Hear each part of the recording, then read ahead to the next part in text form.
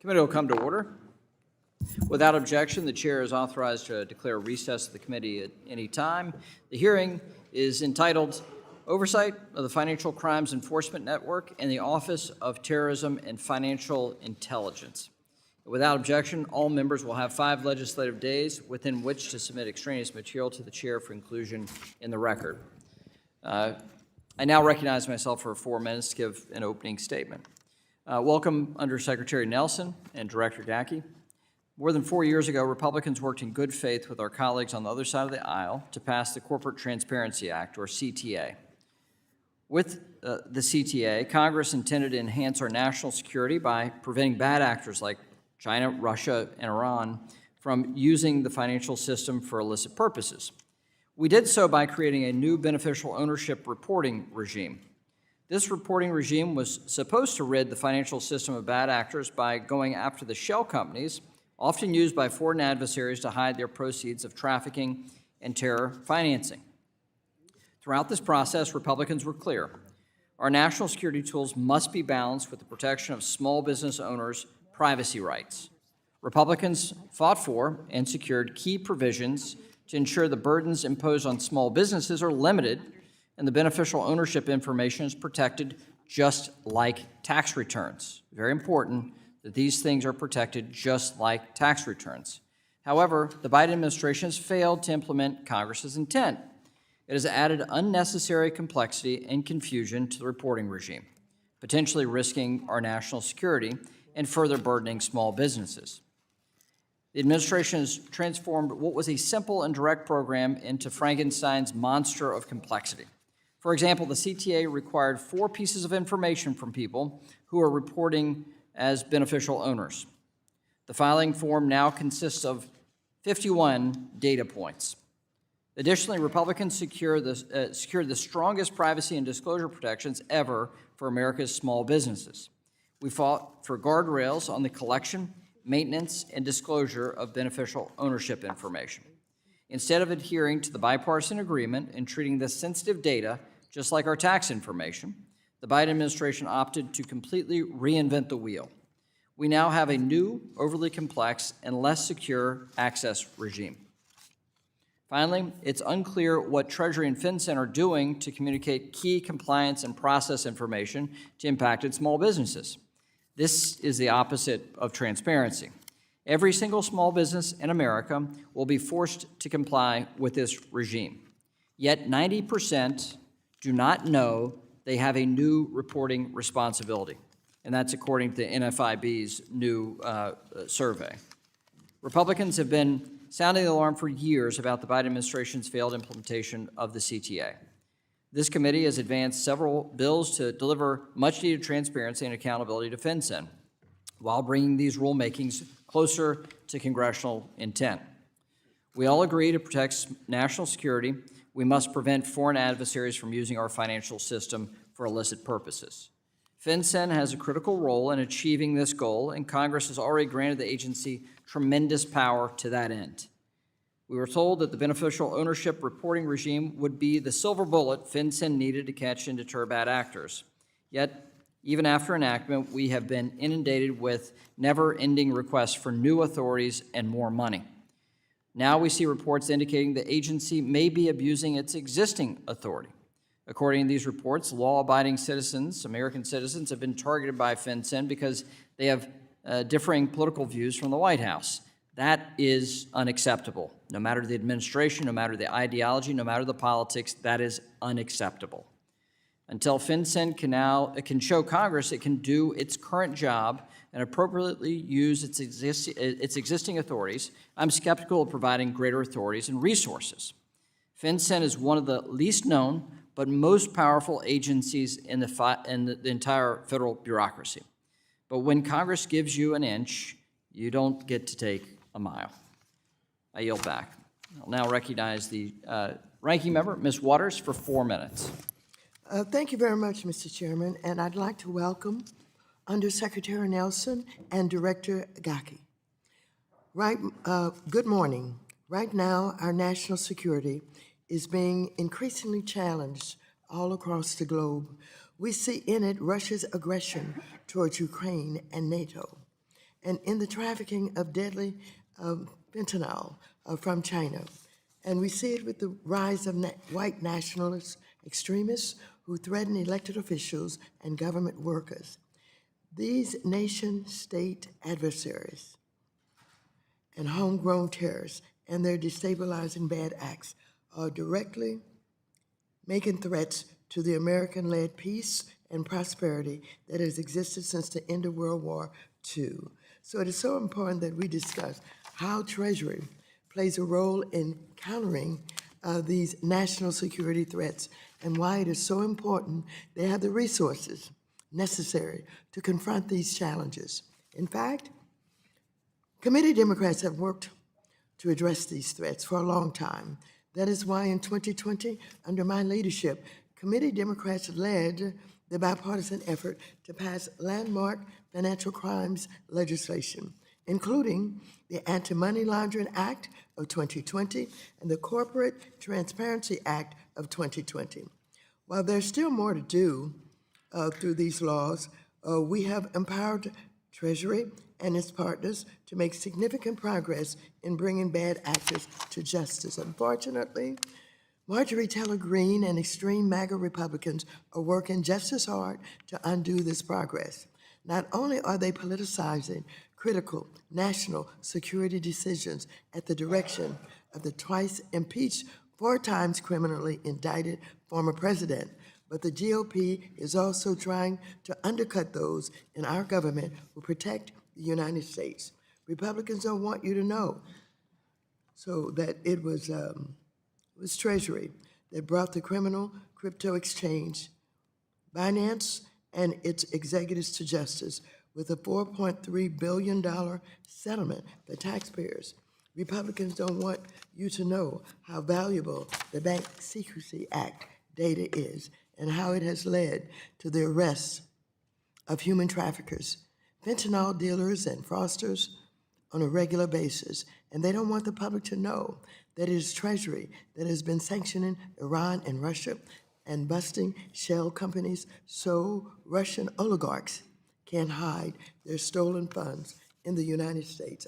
Ultimately, Mr. Chairman, extreme MAGA Republicans are the biggest threat to our national and economic security as they continue to undermine aid to our allies, threaten the funding of vital programs for countless Americans, and dismantle the ability of the House of Representatives to function as it should under the Constitution. While Democrats continue to put people, peace, and prosperity over politics, MAGA Republicans prioritize only one person, Donald Trump. If my Republican colleagues are serious about combating oligarchs, fraudsters, fentanyl kingpins, and Hamas terrorists, then they must support increase, not drastically reduce, funding and authorities for Treasury and other national security agencies. So thank you very much, and I yield back the balance of my time. The ranking member yields back the balance of her time. We'll now recognize the chairman of the Subcommittee on National Security, Illicit Finance, and International Financial Institutions, Mr. Lukemeyer, for 1 minute. Thank you, Chairman McHenry, for yielding, and this morning, welcome, Director Gacki and Undersecretary Nelson. Thank you both for being here today to discuss the operation of FinCEN and Treasury's Office of Terrorism Financial Intelligence more broadly. The work you and your teams do is vitally important to our national security because you are the tip of the spear for financial intelligence, sanctions, and countering the financing of terror and other criminal activity. However, it has been disturbingly clear from the work of both this committee as well as Weaponization Subcommittee that FinCEN has trained its broad, powerful, and often opaque authorities not just on foreign assets, but also on law-abiding Americans merely on the suspicion that they may disagree with the administration now in power. The American public deserves to know if the federal government is collecting their bank records simply because they wore a red hat to a bank or went shopping at a sporting goods store. FinCEN and TFI must be focused on America's enemies, not innocent American citizens. With that, Mr. Chairman, I yield back. Gentleman yields back. We'll now go to the ranking member of the Subcommittee on National Security, Illicit Finance, and International Financial Institutions, Mrs. Beatty, for 1 minute. Thank you, Mr. Chairman and Ranking Member, for hosting this hearing today. And to Undersecretary Nelson, we're very glad to have you back and look forward to your testimony. Director Gacki, congratulations on your recent appointment as FinCEN Director. I want to thank you both for the essential work that you do to protect our financial system from terrorist facilitators, money launderers, drug traffickers, and other national security threats. TFI and FinCEN have made significant strides to increase transparency, pursue bad actors, and implement historic bipartisan legislation like the Anti-Money Laundering Act and the Corporate Transparency Act. I am very eager to hear your office's developments over the last several months to combat illicit finance and preserve the integrity of our financial system. And I associate myself with all the words of the ranking member. I yield back. Gentleman yields back. We'll now welcome the testimony of the Honorable Brian Nelson, Undersecretary for the Office of Terrorism and Financial Intelligence, TFI, at the U.S. Department of Treasury, and Ms. Andrea Gacki, Director of the Financial Crimes Enforcement Network, also at the U.S. Department of Treasury. Undersecretary Nelson, Director Gacki, thank you for being here. You'll each be recognized for 5 minutes to give your oral presentation or testimony, and without objection, your written statement will be made part of the record. Undersecretary Nelson, you're now recognized. Thank you so much, and good morning, Chair and Ranking Member and distinguished members of the committee. Thank you for the opportunity to speak with you once again. Since I was last here, Treasury's Department, Office of Terrorism and Financial Intelligence, has made important strides on anti-money laundering and countering the financing of terrorism, as well as safeguarding the United States and international financial systems. Today, I would like to discuss the threats to the U.S. financial system, as well as the approaches that we are taking in countering those threats abroad and closer to home. One of our key missions is to protect the financial system by making it harder for illicit actors to exploit domestic and international financial systems. We do this here by focusing on our own AML CFT regime, and internationally by deploying economic measures, enforcing those measures, and engaging with key stakeholders. This gives us the ability to remain flexible to the changing national security landscape while mitigating unintended consequences of our authorities. Our response to Russia's illegal invasion of Ukraine exemplifies this flexible approach. Our Russian sanctions have two core objectives that we continue to pursue in coordination with the G7 and other allies. First, limiting Russia's ability to fund its war by taking steps to restrict its revenues from energy and its access to the global financial system. And second, restricting Russia's access to items that it needs to prosecute the war on the battlefield. We also designed a novel price cap policy to pursue what appear to be contradictory goals: to maintain a reliable supply of crude oil and petroleum products to the global market, while also reducing the revenues that the Russian Federation earns from the sale of those commodities. We have pursued multiple successive rounds of sanctions against actors who have violated the price cap, including shipping companies, vessel owners, and opaque traders, without causing significant oil market volatility. We have also launched a push to crack down on sanctions evasion and the provision of goods and services for Putin's war machine. On December 22nd, President Biden issued a new executive order which further targets Russian sanctions evasion, making clear to foreign financial institutions that facilitating significant transactions relating to Russia's military-industrial base may expose them to U.S. sanctions. While the events of October 7th have caused us to redouble our efforts on countering terrorist financing in the Middle East, disrupting Hamas's financing operations is not new to TFI. We've been doing this work for many, many years. Treasury is implementing a sustained global campaign against Hamas financing that includes our full suite of tools, including sanctions designations, public alerts and advisories, the convening of public-private partnerships, and use of our regulatory authorities. We are also closely following the situation in Yemen and are increasingly concerned with the growing number of Houthi attacks against vessels in the Bab al-Mandab Strait. In both these contexts, while we do not risk further regional escalation, we work to make sure that we are mitigating the unintended consequences of using our authorities, including our sanctions authorities. The administration strongly supports the delivery of humanitarian assistance to the Palestinian people, and we also seek to make clear that U.S. sanctions do not stand in the way of these life-saving efforts. Just a word on China. As Secretary Yellen has stated, our approach to the People's Republic of China in the national security context is very clear. We will safeguard our priority interests along with those of our allies and partners, and we'll protect human rights. Our aim has been to take specific, targeted actions where our concerns have been clearly communicated, and it becomes necessary to defend our vital national interests and not to seek competitive advantage. We continue to lead the world in mitigating illicit finance risk, as you'll hear from Director Gacki, and we are very focused on all of the regulatory support, rulemaking, communication around the work that we are doing to implement the bipartisan Anti-Money Laundering Act of 2020. With that, we'll stop. Just wanted to say we are excited to have this conversation and appreciate the opportunity to engage with you all. We'll now recognize Director Gacki for 5 minutes. Chairman McHenry, Ranking Member Waters, and distinguished members of the committee, thank you for the opportunity to testify this morning on behalf of the Financial Crimes Enforcement Network, or FinCEN.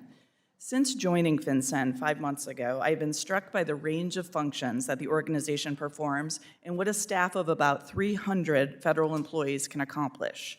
And the past year has seen an extraordinary amount of activity by FinCEN. I'd like to briefly touch on some of these accomplishments organized around 3 themes: transparency, our swift responses to priority threats, and accountability. First, on transparency, FinCEN is bringing greater transparency to various structures or sectors that are vehicles of or destinations for illicit finance. Since the bipartisan Anti-Money Laundering Act, including the Corporate Transparency Act, was enacted, FinCEN's highest priority has been achieving the successful implementation of the beneficial ownership information reporting requirements. The Beneficial Ownership Registry successfully launched on January 1st of this year. In the first week alone, more than 100,000 companies successfully filed their beneficial ownership information. And I am pleased to report that today, so far, FinCEN has received more than 500,000 reports successfully filed. The now ongoing collection of beneficial ownership information, paired with the forthcoming phased provision of access to the database by law enforcement and other authorized users, will close what has long been identified as a gap in the United States anti-money laundering and countering the financing of terrorism regime. FinCEN has also taken 2 recent and significant regulatory actions to bring transparency to 2 distinct areas marked by illicit finance risk. Last week, FinCEN advanced its efforts to prevent bad actors from misusing anonymous, all-cash purchases of residential real estate to launder or hide the proceeds of crime by proposing a rule to bring greater transparency to transactions in the residential real estate sector. FinCEN is also working to address the known risks associated with investment advisors, which are not subject to consistent or comprehensive AML-CFT obligations in the United States. This week, FinCEN proposed applying AML-CFT obligations to certain investment advisors. Shifting gears, I am proud of the successes that the FinCEN team has achieved in supporting law enforcement and national security agencies as the United States government responds to significant and multiple threats, both international and domestic. Much of our work is necessarily behind the scenes due to the sensitive information that we safeguard and analyze, but I'm grateful for the opportunity to call out just a few specific examples of FinCEN's good work. Perhaps no issue has been more front and center since I joined FinCEN than addressing the ongoing crisis in the Middle East, and through our focus on the financing of terror, identifying steps we can take to aid our allies in Israel. We are supporting our colleagues at OFAC who have been implementing financial sanctions to degrade and disrupt Hamas's and other terrorist organizations' financial networks, and we are directly engaging with stakeholders, including financial institutions, to ensure they're taking steps to prevent illicit financial flows to these organizations without stopping legitimate humanitarian support. FinCEN's also been working tirelessly with our law enforcement and foreign partners to combat our nation's opioid crisis. As but one example, FinCEN has convened multiple public-private partnership exchanges focused on fentanyl. Just last week, FinCEN convened a fentanyl exchange in Los Angeles to share information about fentanyl trafficking and related money laundering typologies. Also last week, FinCEN participated in the second U.S.-Mexico public-private roundtable with Mexican authorities and financial institutions to advance the fight against this scourge. FinCEN has also continued its wide-ranging efforts to counter Russian illicit finance, including by issuing Russia-related alerts and driving reporting by U.S. financial institutions regarding sanctions and export control evasion. We have poured through over 16,000 Russia-related filings to identify actionable reports of particular interest to partner agencies since the start of the invasion. Finally, on accountability, FinCEN's responsibilities as a regulator, including ensuring that regulated entities are held accountable and we take enforcement action where necessary. And this has been a banner year for FinCEN enforcement. To highlight one important case, FinCEN took the enforcement action late last year and assessed a civil monetary penalty of $3.4 billion, the largest in FinCEN's and the Treasury Department's history on Binance Holdings and several affiliates. This was a significant achievement made through the partnership of our Treasury partners at OFAC and at IRSCI, but also with our partners at the Department of Justice and the Commodity Futures Trading Commission. It was truly a collaborative interagency effort. So to conclude, it's been an extremely productive year at FinCEN, and it quickly became clear when I arrived in September that the FinCEN workforce is steadfast in its commitment to keeping our financial system safe. And I'm proud to represent them before you today. I look forward to your questions. Thank you for your testimony, and I'll recognize myself for 5 minutes for questions. Undersecretary Nelson, I'm trying to understand Treasury's thought process with respect to beneficial ownership. We have 3 separate rules. One is the reporting rule on the collection of data. The other is the access rule that goes into effect on Monday. That's right, Director Gacki, Monday. And then you have a rule that has not yet been proposed that rescinds the 2018 customer due diligence, the CDD requirement.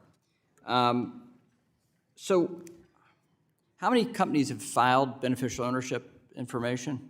About 500,000. About 500,000. How many do we expect to file? Director Gacki? 32 million. 32 million. So we've got about 500,000 out of 32 million. Okay. And at the same time, all 32 million are required to adhere to the CDD requirement, right? So they're already providing this information. The NFIB survey said 90% of small businesses don't even know that this rule exists. So we have a massive problem. But we also have a massive problem about who can access this database. You said, Undersecretary, you said a small pilot program of users will access the registry first. What agencies are part of that pilot? So just the clarification, the small businesses wouldn't be subject to the customer due diligence rule. Well, they are subject to it through their banks. The banks are subject to it. Yeah, financial. So just because I put the obligation on a colleague to put an obligation on you doesn't mean that you're not obligated. Right. So Well, if they have an account at all a right. financial So institution, that's correct. how many are part of the pilot program to access the information? So we're thinking about phase access in about 5 tranches. So the first phase would be those federal partners that Who are FinCEN those? works most closely with. So imagine FBI, HSI, DEA, and the like, IRSCI, of course. And they'll have full access to the registry? I'll defer to Director Gacki. Chairman, yes. Access to the extent, with guardrails. You know, any user will have to engage in training, meet the requirements of the Corporate Transparency Act to be able to access that information. But through this, the pilot program, we'll first focus on those high-volume users we've seen with Bank Secrecy Act reporting, kind of the big law enforcement agencies. Okay. So, and when do you think we'll have a proposed rule to rescind the CDD requirement? That's something we're presently and actively working on. I Is believe there a this- goal? the statute envisions the rule by, I believe, next January 2025. Right. But this current requirement, the reporting requirement, is obligated for that deadline as well. So, I mean, we're going to have people find out this year that they have this massive new requirement to a domestic intelligence gathering organization. And they'll find out for the first time that FinCEN exists. The average small business will find out for the first time FinCEN exists. Then they'll start asking questions about what do you do? And then they'll find out you collect all their bank records as well. This is an enormously cumbersome and complicated thing. Director Gacki, as I've told you in private, you have a heavy obligation here trying to fix a mess created by your predecessor and trying to dig out of that mess and preserve and protect American civil liberties in doing so. We've not yet seen you adhere to these exchanges of letters that we've had, and I expect better from your agency. We need you to be better for American civil liberties and to make sure that people are protected. But let me get into this question. We currently have suspicious activity reports under the Bank Secrecy Act. You process these. You had over 300,000 suspicious activity reports in January. A 240% increase from the number of reports we received just a decade ago, in January of 2014. In 2017, there's a report by the Bank Policy Institute. It says that it suggests about 4% of SARs are acted on by law enforcement. Director Gacki, do you agree with that percentage? Chairman, I respectfully question that statistic. What is the statistic then? So I'd like to get back to you, but I think that we are doing our best to improve the feedback loop so we can actually draw and explain the value of suspicious activity Okay, reporting. but let me ask you this question. Do you collect statistics on the percentage of SARs that are used by law enforcement?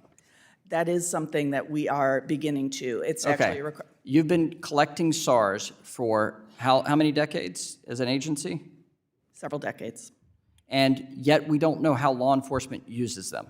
And at the same time, this administration has just proposed a new collection for investment bankers of new bank secrecy requirements. Yet we don't know what we're doing with the existing information, the effectiveness of it. We have a 4%, we're saying 4% of SARs are used for law enforcement, and you're saying that's not correct, but we don't have data to back it up. You should have data to back it up. The agency should be better. And it's not just a question of public policy. This is about Americans' protection. It is about American civil liberties. It is a high obligation. With that, yield back and recognize the ranking member for an equivalent period of time. Thank you very much, Mr. Chairman. Undersecretary Nelson, first I'd like to congratulate Treasury's Office of Terrorism and Financial Intelligence, also FinCEN, the Financial Crimes Enforcement Network, and OFAC, that is the Office of Foreign Assets Control, on a very impressive year. Since we saw you for your last annual hearing in April, hundreds of individuals and entities have been sanctioned, including many from Russia, Iran, and China.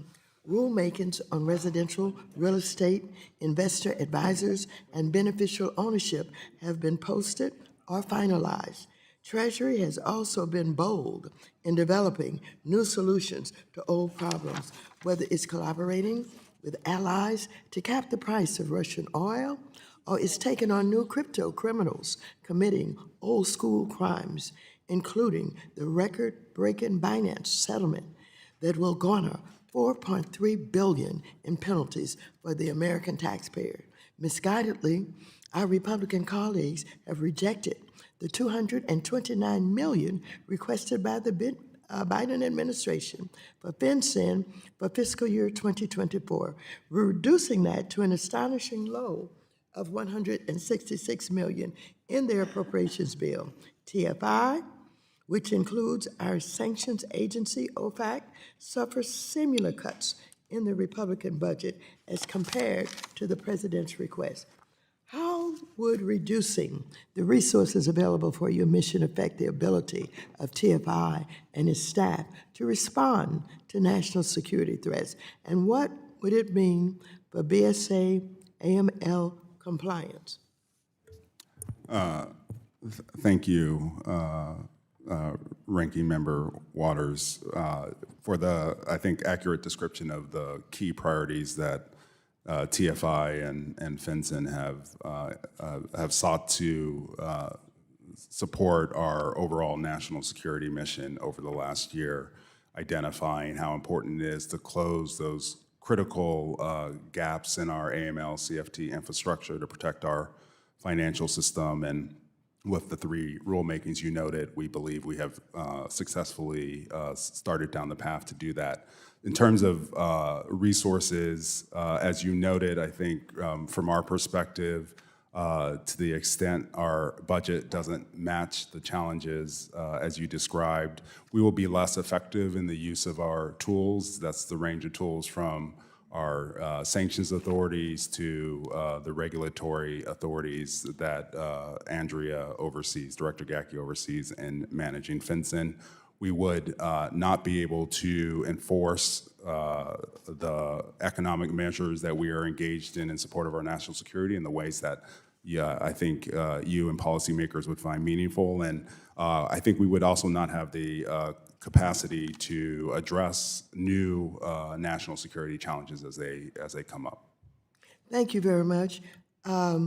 Last year, the Treasury Department released a long-awaited U.S. government-wide de-risking strategy as mandated by the Anti-Money Laundering Act of 2020. Having worked for years with those most heavily impacted by de-risking, including many Caribbean nations and territories that are effectively cut off from the international banking community, I was pleased to see the release of this strategy.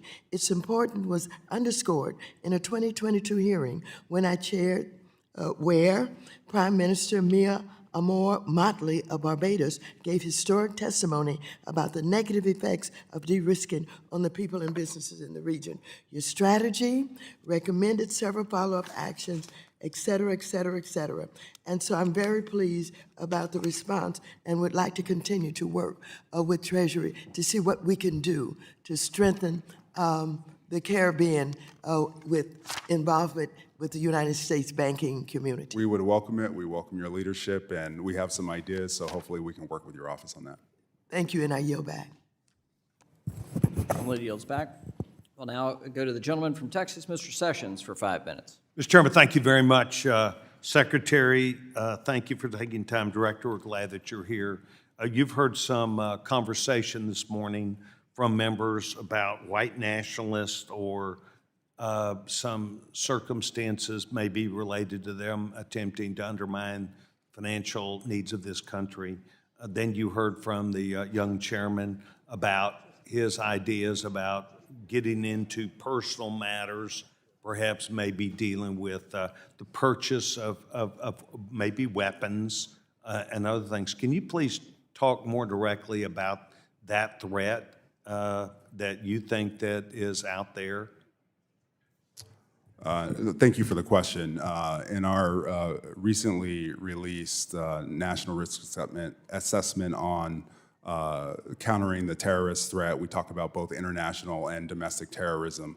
Obviously, we are working across our government with law enforcement partners on indicators that would express domestic terrorism, but that are very cognizant of constitutionally protected speech. So those indicators are largely associated with indicators of violence. So you get involved in a law enforcement exercise as opposed to a financial integrity issue? Let me step back and just describe a little bit about how we support law enforcement through our financial intelligence. Well, I really want to go high. How big is this? Because I've heard both of you give testimony today. Nobody asked for help. We got a happy face from you about how effective and efficient you are, about your employees are all happy and doing their job. And yet now we're hearing, well, maybe this is an issue. Is it an issue or not? I don't think it's an issue in the. Okay, thank you very much. Director, we are very concerned about the numbers that we see here. According to data from the FTC in 2023, $2.5 million of fraud reports totaling $10 billion.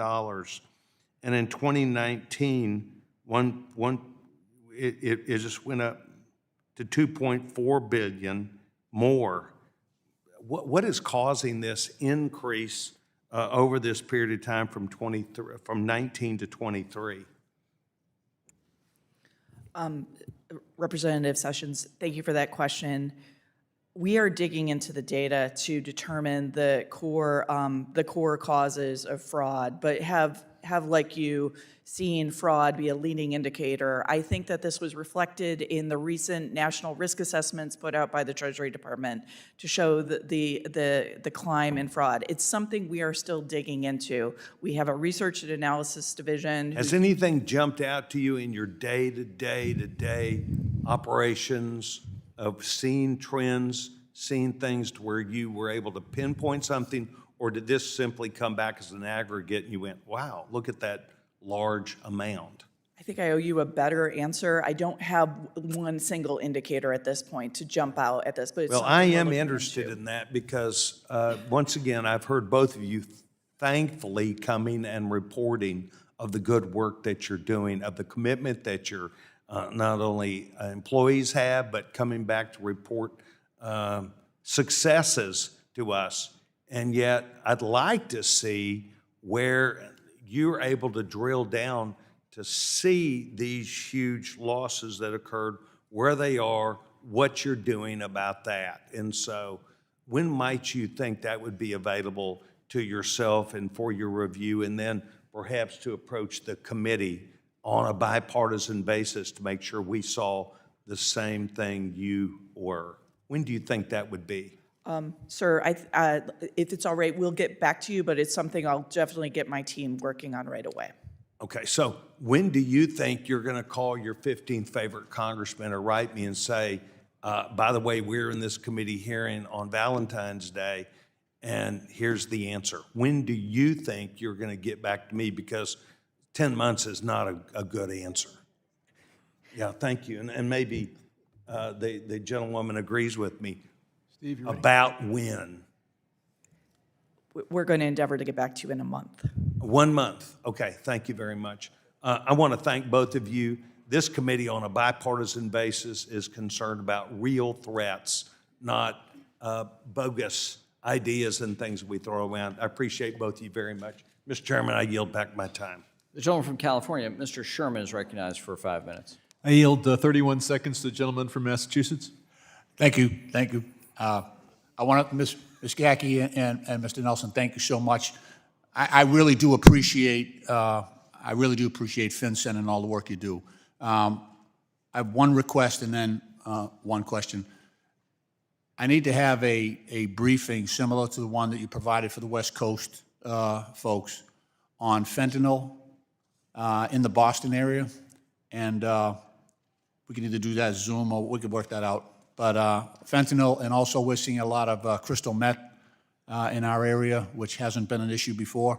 My question is, it goes to the chairman's remarks around CTRs, you know, the cash transaction reports and the collection of suspicious transaction reports, which the banks complain about all the time. Could the use of artificial intelligence help us to re-engineer that process so that we don't have to be as burdensome as we have been in the past? I'll interrupt the gentleman from Okay, go ahead. Massachusetts and ask that question be responded to for the record. Excellent, thank you. I appreciate your courtesy.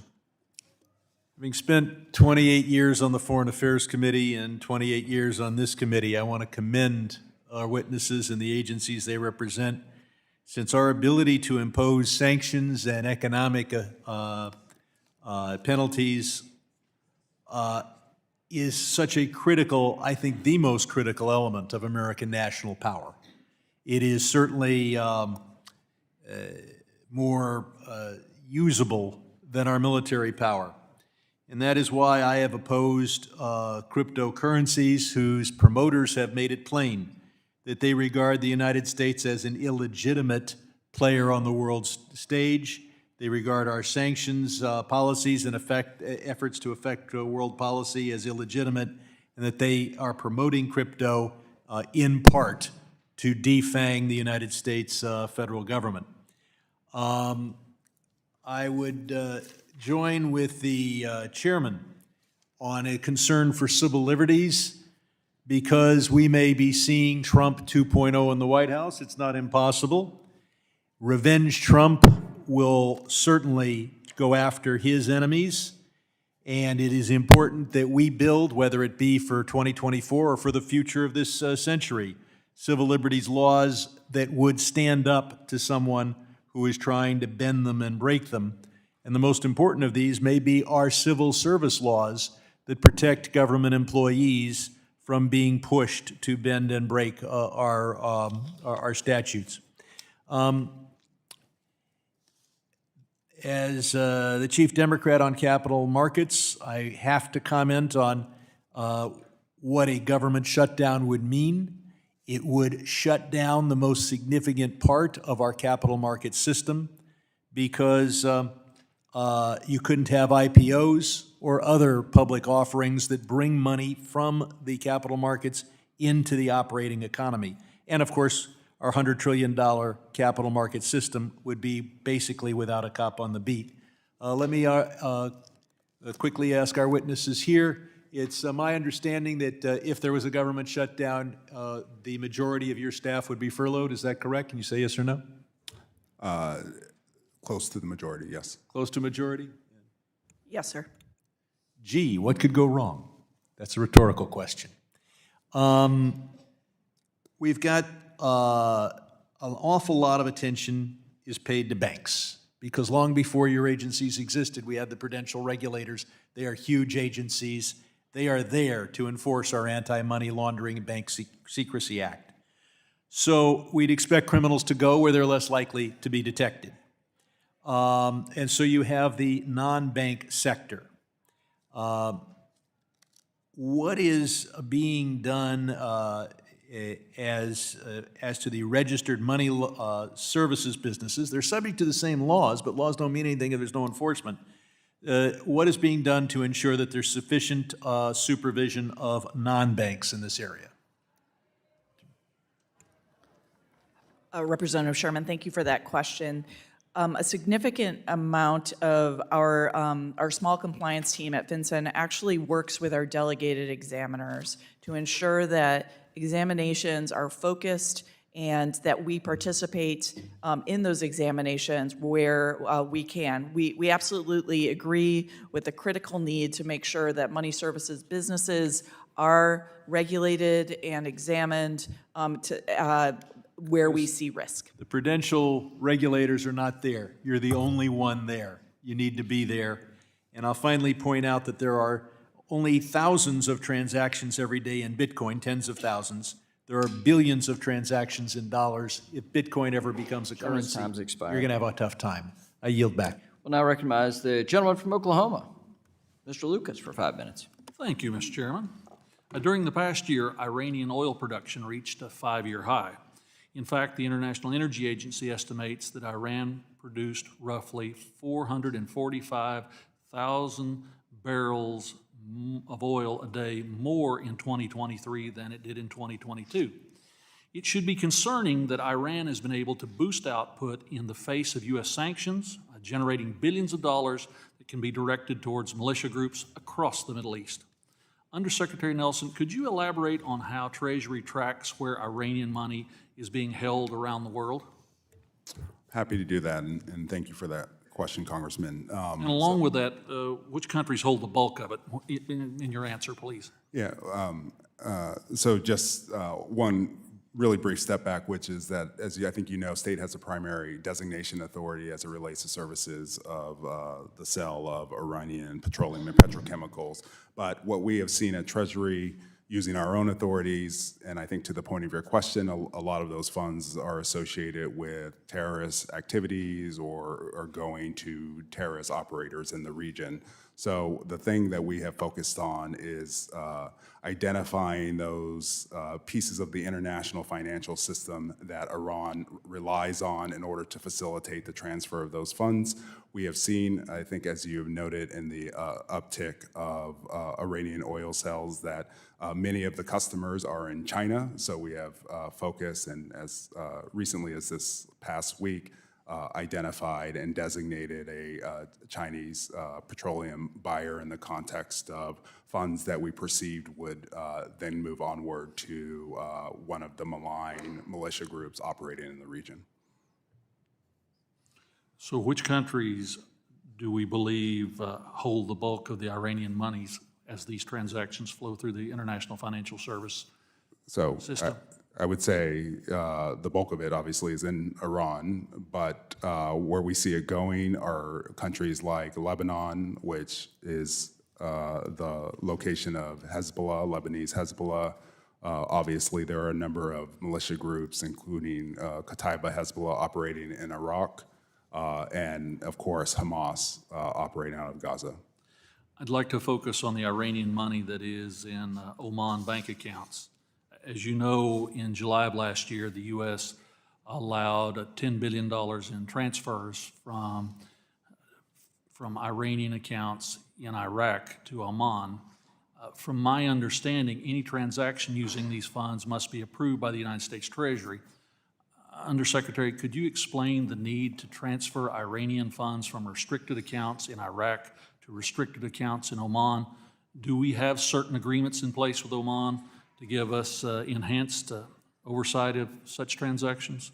No agreements with Iran. None of the money is going to Iran. And just to correct the record, it's about $500 million that was transferred from the restricted account in Iran at the Trade Bank of Iran to Omani financial institutions.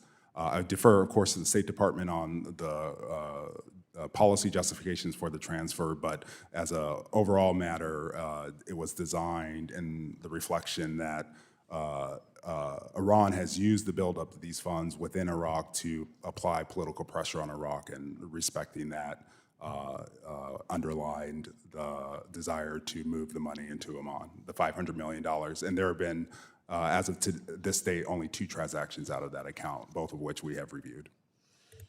Turning attention to China, China is able to extract significant discounts from countries with heavy Western sanctions.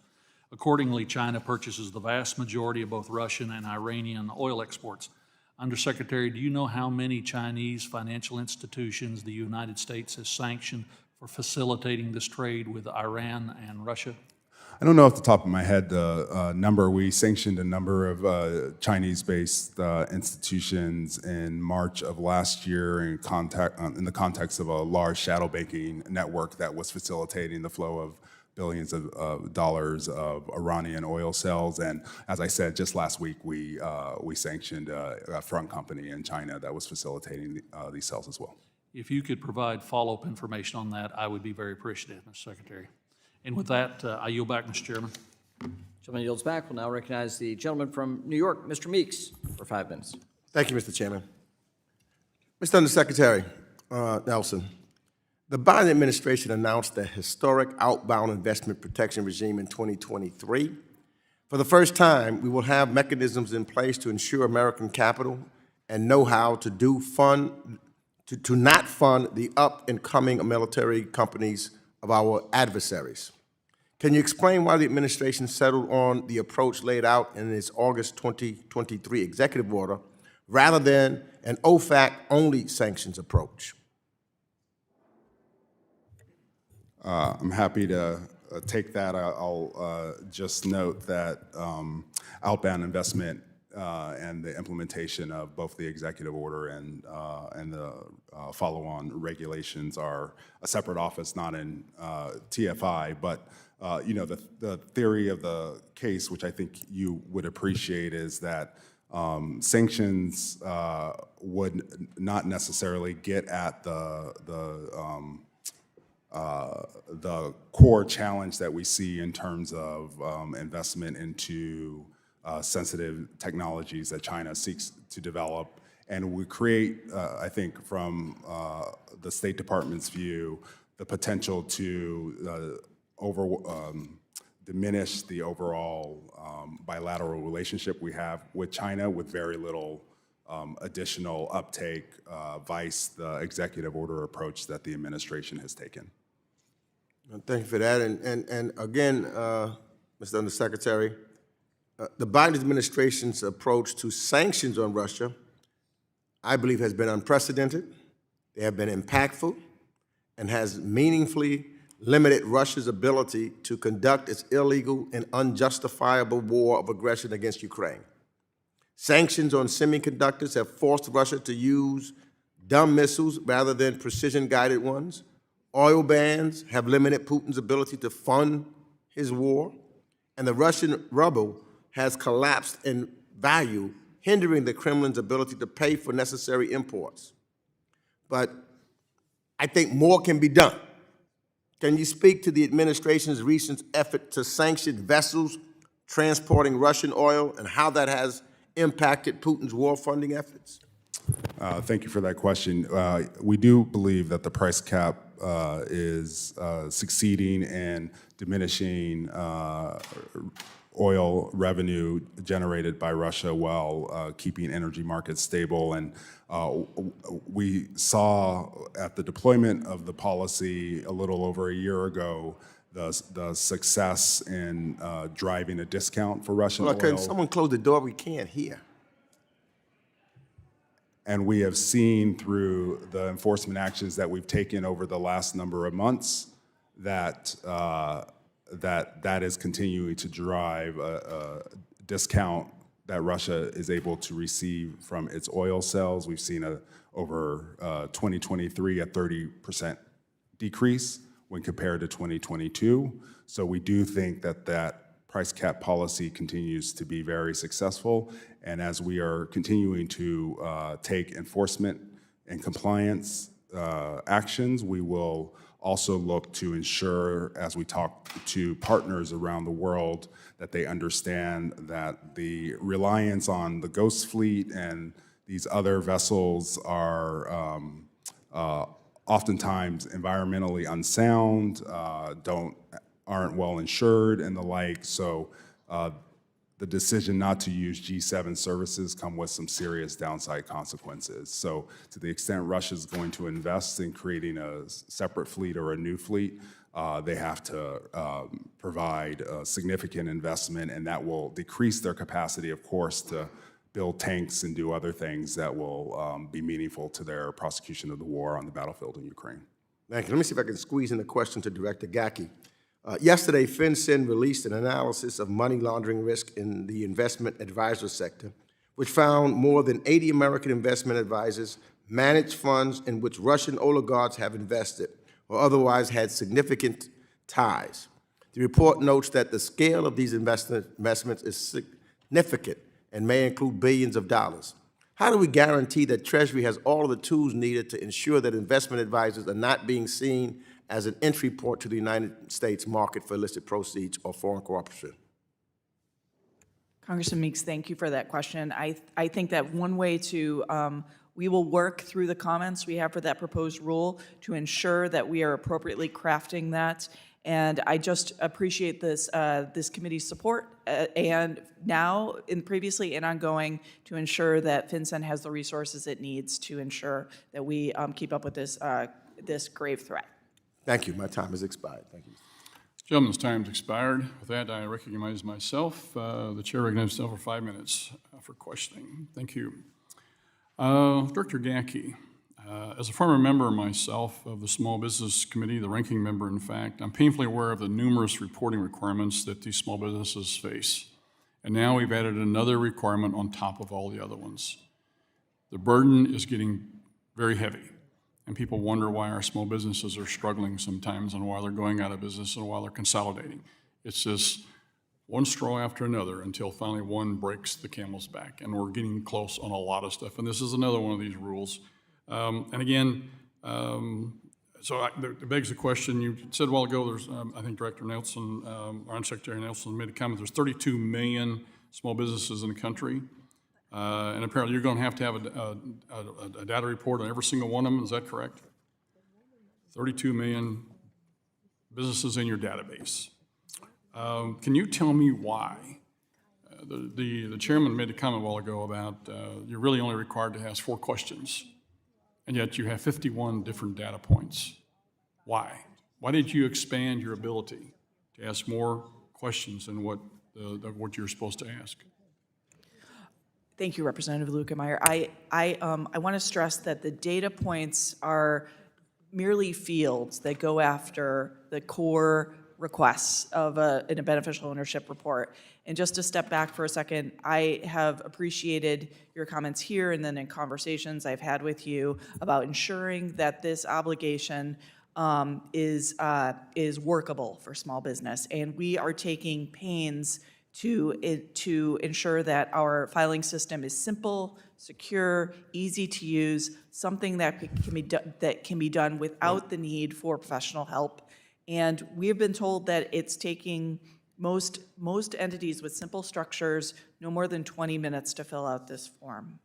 That's 20 minutes here, 20 minutes there. By the end of the day, your whole day is busy filling out reports. You take 20 minutes, this agency takes 20 minutes, that local entity takes 20 minutes. Enough's enough. You already have this information. Why do you, are you getting any information from this that you couldn't get from a warrant? Sir, I think, at this point, we are populating the database. And so I do think that this provides a greater degree and a greater way of getting transparency and compelling those shell companies that are acting as fronts for the movement of illicit money, Okay, well, tax I evasion. certainly agree that we have a problem, and we need to be going after them. But what you're doing is enlisting all of the financial institutions as you're deputizing them basically to become law enforcement officers, which is wrong. And if they don't do what you say they ask them to do, then you get fined. That's not what their intent is. They're not law enforcement. They're financial folks. Now, you said you got a big settlement a while ago from Binance. Is that right? Yes, $3 billion sir. plus. Did anybody go to jail over that? So I defer to the Department of Justice for that, but I believe the founder of Binance, that process is ongoing. Okay, so somebody may go to jail yet. Okay, very good. Okay, one of the concerns, and the chairman had the same concern a while ago, is with regards to the access to this data. And a while ago, you listed off a whole list of different agencies. And I think the 8 different federal agencies have already shown they're not very good guardians of people's data to begin with, i.e. the IRS, FDIC, among others. I mean, this is almost ridiculous. So whenever you do this, for instance, the Small Business Administration, that's documented with the Inspector General report of like $200 billion worth of fraud. Are you working with them to try and find ways to see if there's a way that you can be helpful with them? Are you correlating data with the Small Business Administration and all the fraud that they found? So we have worked very closely with the Small Business Administration in building the rules, but there are probably greater areas for our partnership when it comes to areas of fraud. Okay, Undersecretary Nelson, you talked a while ago about one of your duties is protecting human rights. Is that right? Yeah. And with you sanctions? Yes, absolutely. What are you doing with China? So we've designated a number of individuals for human rights violations in China, as you know, particularly associated with the treatment of the Uyghurs. Along that line, can I ask you a follow-up? Of course. Just had a Super Bowl. We did. Temu had a big ad on the Super Bowl. They use slave labor to make their garments, to make their products. They don't deny that. They say, no, we don't, but they don't take any effort to hide the fact that they don't really care one way or the other.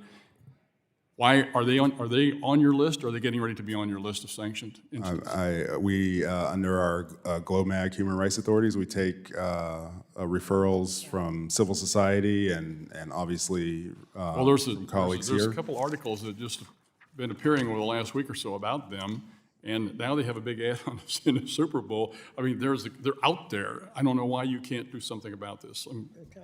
I appreciate the concern, and certainly we will take on board that concern. I can't preview a potential. Thank you very much. My time's expired. With that, we go to the gentleman from Illinois, Mr. Foster, is recognized for 5 minutes. Thank you, Mr. Chair and Ranking Member, and thank you also for our witnesses.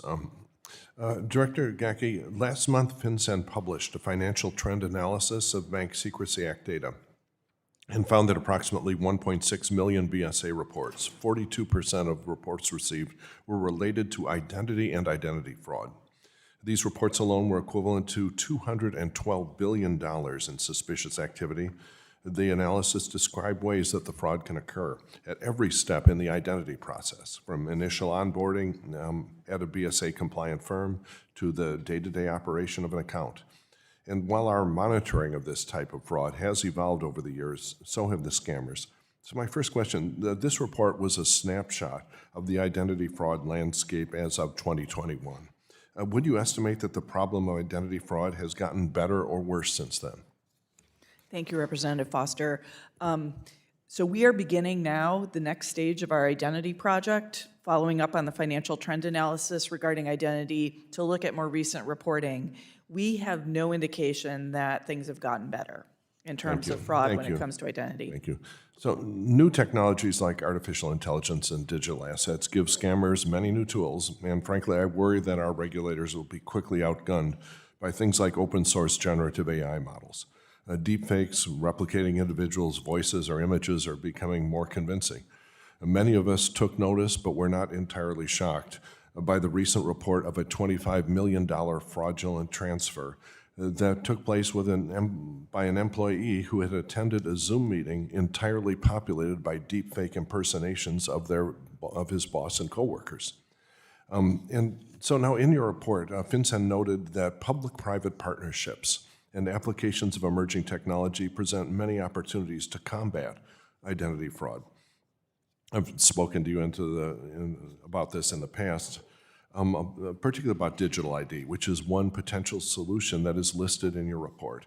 So given these developments, could you sort of quickly summarize what the benefits might be of a robust digital ID system that would allow citizens who wish to use it with a tool to prove they are who they say they are in online transactions, and a tool that would be securely backed up with biometric information like passports or real ID? And how valuable could that be in the fight against financial fraud? Thank you, Mr. Foster. And I think you know, because we work closely with your office, my team does, that we are committed to working on a workable solution that can set up systems and guardrails related to a digital ID. We do think it could pay dividends, especially as financial system modernizes and technology is embodied, and we are committed to working with you on this. Yeah, and it's not just the SARS where this will be an issue. My colleague mentioned SBA fraud, and I'm sure some significant fraction of that was effectively identity fraud as well. And so this will have huge benefits for the federal taxpayer. And now, as you also know, many countries around the world are moving rapidly toward privacy-enhancing digital ID. And so has FinCEN been engaging with other governments, in Europe, Australia, Korea, Japan, the free democracies of the world, for example, who have already rolled out or are in the process of rolling out a secure digital ID for their residents?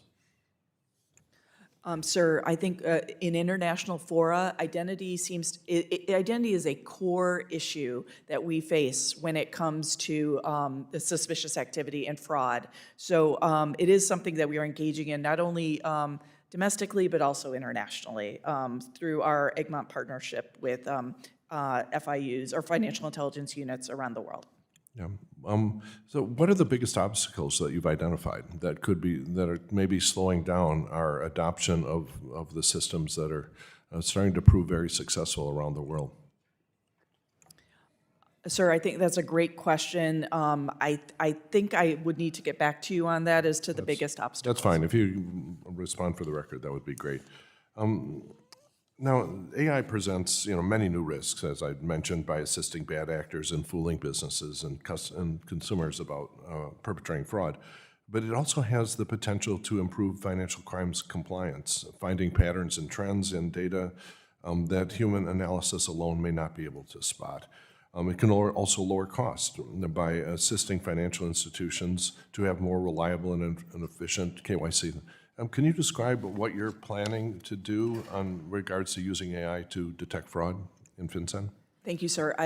Through our Bank Secrecy Act advisory group and other provisions we're implementing under the Anti-Money Laundering Act, we are actually engaged in an active dialogue with our regulated entities to see how artificial intelligence could actually be a benefit to some of the, the more simple reporting structures that need to be made pursuant to the Bank Secrecy Act, and to see how we can leverage this in technology to really get smarter when it comes to reporting. Thank you. My time has expired. I yield back. Gentleman's time has expired. We go to the gentleman from Arkansas. Mr. Hill is recognized for 5 minutes. Thank you, Mr. Chairman, and welcome. We're proud to have both of you here to provide us information. Always pleased to have the Treasury here. Mr. Undersecretary, I want to start with the beneficial ownership provisions that you're attempting to implement now that Congress passed in the last Congress. That was a bill that, as you may recall, I voted against in committee, and I voted against it on the House floor because I thought it was not the right way to go about collecting the information. I urged Secretary Mnuchin to take a different course, and he didn't, so we have what we have. How many small businesses are going to be, do you estimate, are going to be required to comply with this rule? I think our estimation is 32 million existing businesses, and then every year there will be about 5 million new businesses. Right. So by coincidence only today, at noon today, I have a Zoom meeting with CPAs in Arkansas who contacted me through the Speaker of the House in the state of Arkansas, who just were stunned, to learn about this new requirement. And these are our tax preparers. These are our frontline accounting and tax professionals. So what are you doing to ensure that all small business owners are educated about these requirements? So we're doing a number of things. We're using all the available channels, social media. We've created a number of guides for small businesses. I've been engaging with all of the key associations, including the CPA associations, and I'm happy to engage with that group in Arkansas. I have been working obviously with chambers of commerces, and we have a big team at FinCEN who are doing the types of sort of educational materials, both in the format of videos, but also in the context of documents and websites and the like. But we recognize that a number of these small businesses have never heard of FinCEN, so there's a big educational campaign. This is why I think we should have used the LLC pass-through tax form to collect this information, since this information is already on every K-1 issued by the Internal Revenue Service. And it was turned down by the Treasury's own management to use their own bureau, saying that it would be an exception to share that information with FinCEN when Treasury IRS already shares this information with 35 other exceptions in the statute. So I want to say this was absolutely, I think, how we should do it. Are you putting a notice in people's 1060 filing, for example, hey, taxpayer, do you know you need to file this form with FinCEN? And are you asking the Secretaries of State to their expense to send out that notification and link to FinCEN? We are engaging Secretaries of State on exactly that question, and obviously voluntarily, but I've been in direct contact with all of the largest Secretaries of State. Good, thank you for that. Let me change subjects to another subject very, very important to this country, to the administration, and with great leadership from the Treasury, and that is our efforts in Congress and the House Foreign Affairs Committee and the Senate Foreign Relations Committee to pass the Repo Act, which would authorize the president under IEPA to seize and take title to Russian Federation assets in our country. But the bigger issue is to compel and encourage and nurture all of our partner and allied countries to do the same. Does the administration support the Repo Act as marked up in the House Foreign Affairs Committee? We support it in principle. I think the thing that we feel strongly about is the capacity to have flexibility as we approach our partners, and from a policy perspective, the need to move in concert with partners that are housing these. Help us, we understand that the bulk of liquid assets of the Russian central bank are in Brussels, approximately $300 billion in round numbers. But here in the United States, I think there's been a lack of clarity, and you see a lot of different open source discussions about that. Is it $30 billion? Is it closer to $5 to $8 billion? Can you tell us from the Treasury Department how much Russian Federation sovereign money is in the United States that you have eyes on? I can't provide you a precise figure at this time, but I can, as you noted, refer to the public reporting that the total amount is somewhere around $5 billion. $5 billion, thank you. And that's why it demonstrates how it's important for our European partners and our Asian partners to pass this legislation. And as you know, I support majority-controlled Russian Federation state-owned enterprise assets being on the list as well. It doesn't mean the countries have to do it. Do you like the idea that Russian Federation-owned shares in Gazprom in a foreign country should also be on the list? I think that's a question that is currently being discussed in the interagency, so I'll have to come back on that one. Thank you. I look forward to continuing that discussion. I yield back, Mr. Chairman. Gentleman's time has expired. With that, we go to the gentlelady from Ohio, Ms. Beatty, is recognized for 5 minutes. Thank you, Mr. Chairman, and thank you, Ranking Member. Director Gacki, I'd like to applaud you for and your agency for making the significant and necessary changes to the final Corporate Transparency Act access to rule that your agency issued, and I think it was in December. As expressed to FinCEN during the rulemaking process, I was very concerned that financial institutions' proposed use of the beneficial ownership information was so narrower than we had drafted or intended in the law, and that it would undercut the utility of the access. I was also concerned that FinCEN's draft rule seemed to hinder efficient state, local, and tribal law enforcement's access to the database in ways that were contrary to the statute. Well, now with all that said, the final rule, which is important, fixed both of these issues. So I want to thank you and your staff not only for your hard work on completing the rules, but for your responsiveness. So often people come here and we say to them, we asked you this. So this is a perfect scenario for me, when no matter what side of the aisle you sit on, I can say to you, I don't like this. This is harmful, to my constituents, to America, corporate America, or whomever. You listened, you took it in consideration, and I think that is noteworthy for the record.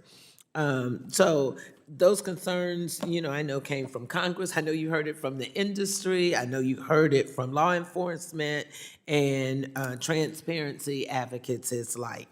So I now like to shift to some privacy concerns we've heard in regard to the Beneficial Ownership Secure System Database, or BOSS.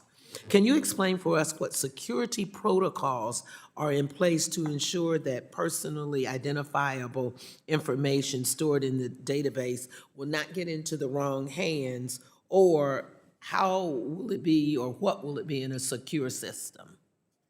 Thank you, Congresswoman, and thank you for the recognition on the access rule. On the security of the database, I want to assure you that the database to store beneficial ownership information, which is incredibly important for us to keep secure, has been established with the highest level of security for a non-classified system set to federal standards, the FISMA standards. And not only is the database held to a high standard, but we will have protections in place for anyone who's authorized to access that information. We will do it through agreements that we will enter into with different agencies or financial institutions or their regulators to ensure that they are also keeping this secure, accessing this information only for purposes authorized by the Corporate Transparency Act, not for other purposes, and that we have the ability to audit that access. Thank you. Now let me go to this whole issue of de-risking. I'd like to turn to the ongoing debanking of many, whether it's small businesses, their employees, freelance workers, et cetera. Banks and credit unions routinely point to FinCEN guidance and suspicious activity report filings as justification for closing accounts, cutting off access to reliable banking services, despite federal laws providing no authority for account cancellations under these conditions. So I was glad to see last year that Treasury issued a report outlining its de-risking strategies. Secretary Nelson, can you describe the steps that Treasury has taken to implement the strategy to minimize the unintentional de-risking of customers engaging in lawful activities? Thank you for the question, and one of my priorities over the next year is to lead the implementation of that strategy, because I think it's so important for the reasons you identified. I'll be brief. I think we found that the main thing that we heard and was validated is profitability drives a lot of these decisions, but there are things that we can do on the government side, like regulatory clarity and working with the federal banking agencies, which we are doing, and working with the examiners training, the examiner manual, to ensure that there is regulatory clarity across our entire system, so that the expectations of financial institutions is clear, to avoid exactly the really negative de-risking effects that we've Thank you, and my time is up. Gentlelady's time's expired. With that, we go to the gentleman from Michigan, Mr. Izinga, recognized for 5 minutes. Thank you, Mr. Chairman. Appreciate the witnesses being here. I'm going to jump right in. I got a number of issues here. Last December, the Oversight and Investigations Subcommittee, which I chair, held a hearing in order to better understand how the Iranian regime accesses money around the world due to relaxed sanctions enforcement and waivers, both here in the U.S. and abroad. Undersecretary Nelson, Iran is the leading state sponsor of terrorism around the globe. That's acknowledged virtually around the globe. Yes. They continue to back groups that target Americans and our allies. We know they support Hamas, who last October committed a brutal attack on the state of Israel. In a few weeks, on March 12, the Biden administration will be faced with a decision to waive sanctions on Iran and allow billions of dollars worth of Iranian assets held in Iraq to be transferred to other jurisdictions. They've done this previously. It's what's currently happening.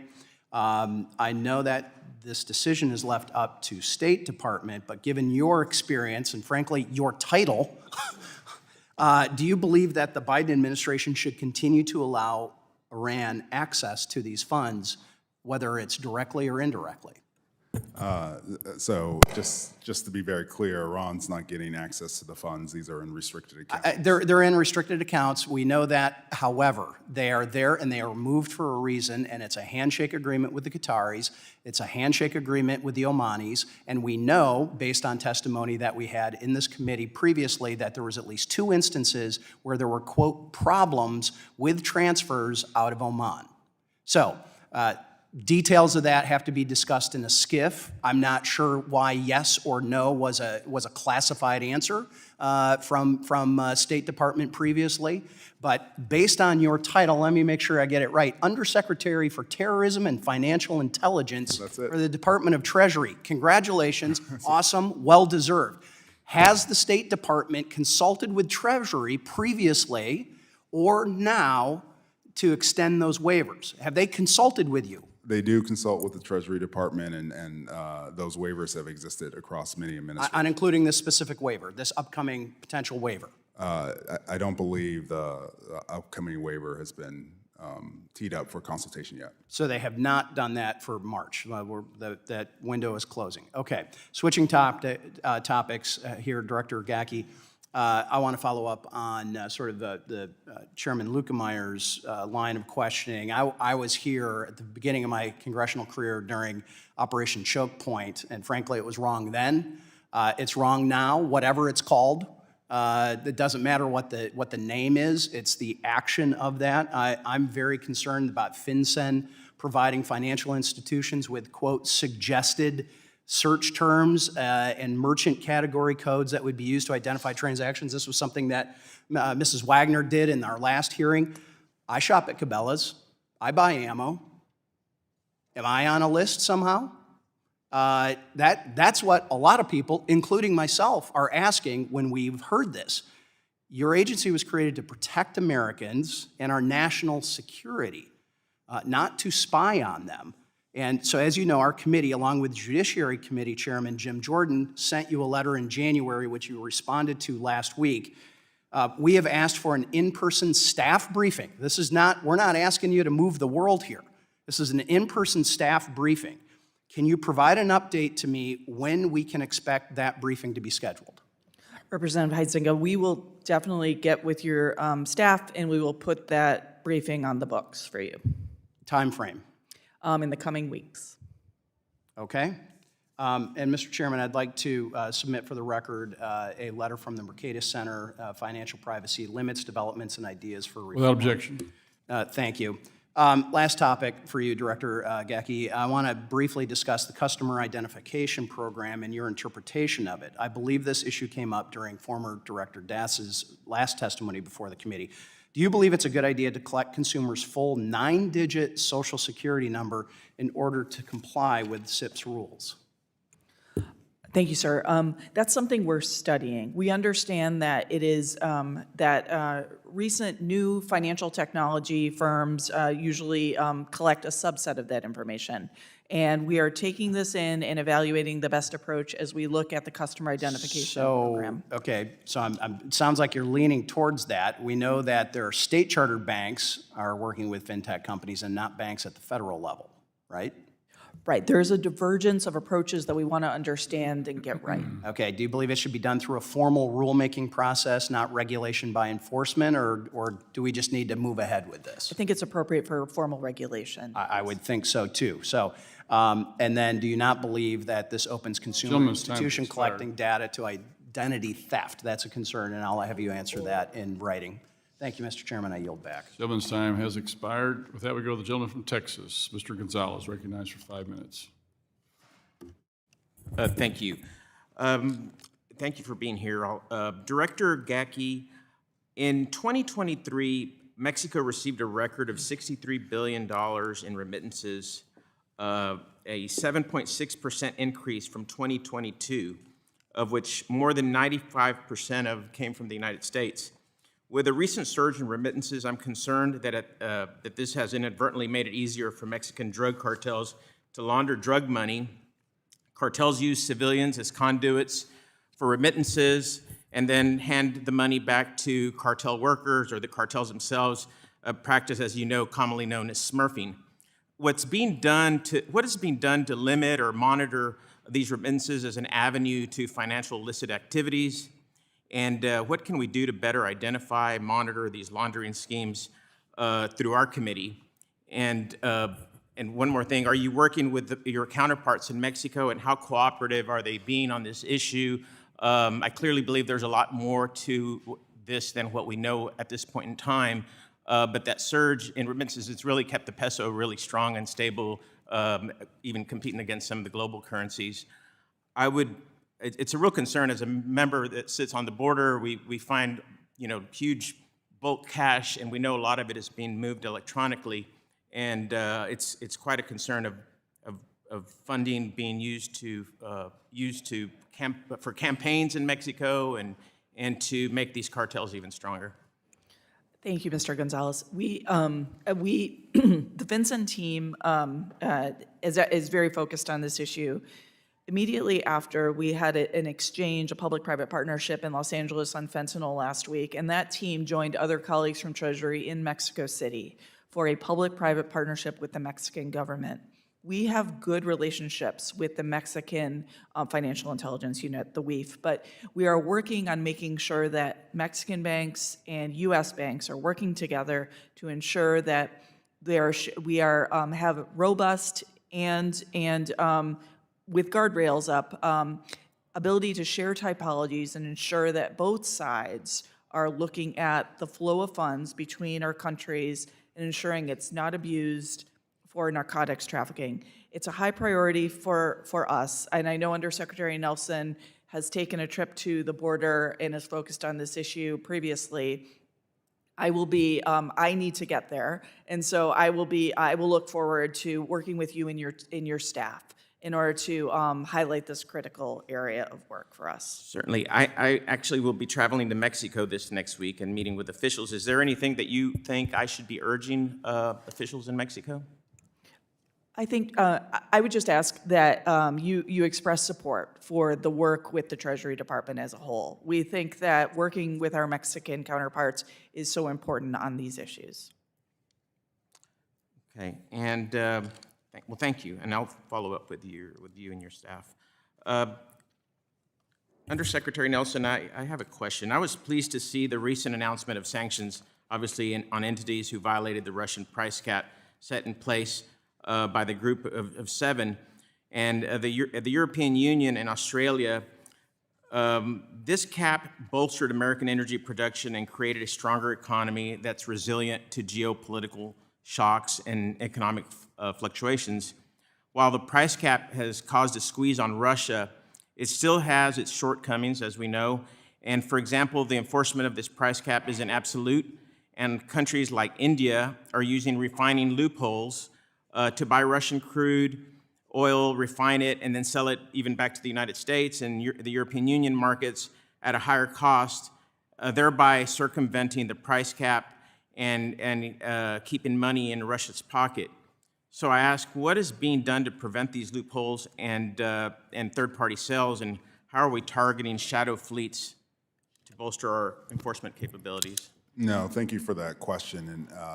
And we're doing a number of things. One, obviously, is focus on enforcement, so identifying those entities and vessels that are involved in schemes to violate the price cap, either by using G7 services and then sending energy payments back to Russia in excess of the cap. But we're also requiring more attestation per voyage, so we have more visibility into the underlying documentation and support by those that move this energy. And we are also working, of course, with covered service providers and engaging on education campaign to ensure that we're achieving the level of compliance. Thank you, and I hope we keep urging our partners around the world to do the same, right? Because it's a global effort. Thank you so much for being here. Gentleman's time's expired. With that, we go to the gentlelady from Missouri. Ms. Wagner is recognized for 5 minutes. Aye, thank you, Mr. Chairman.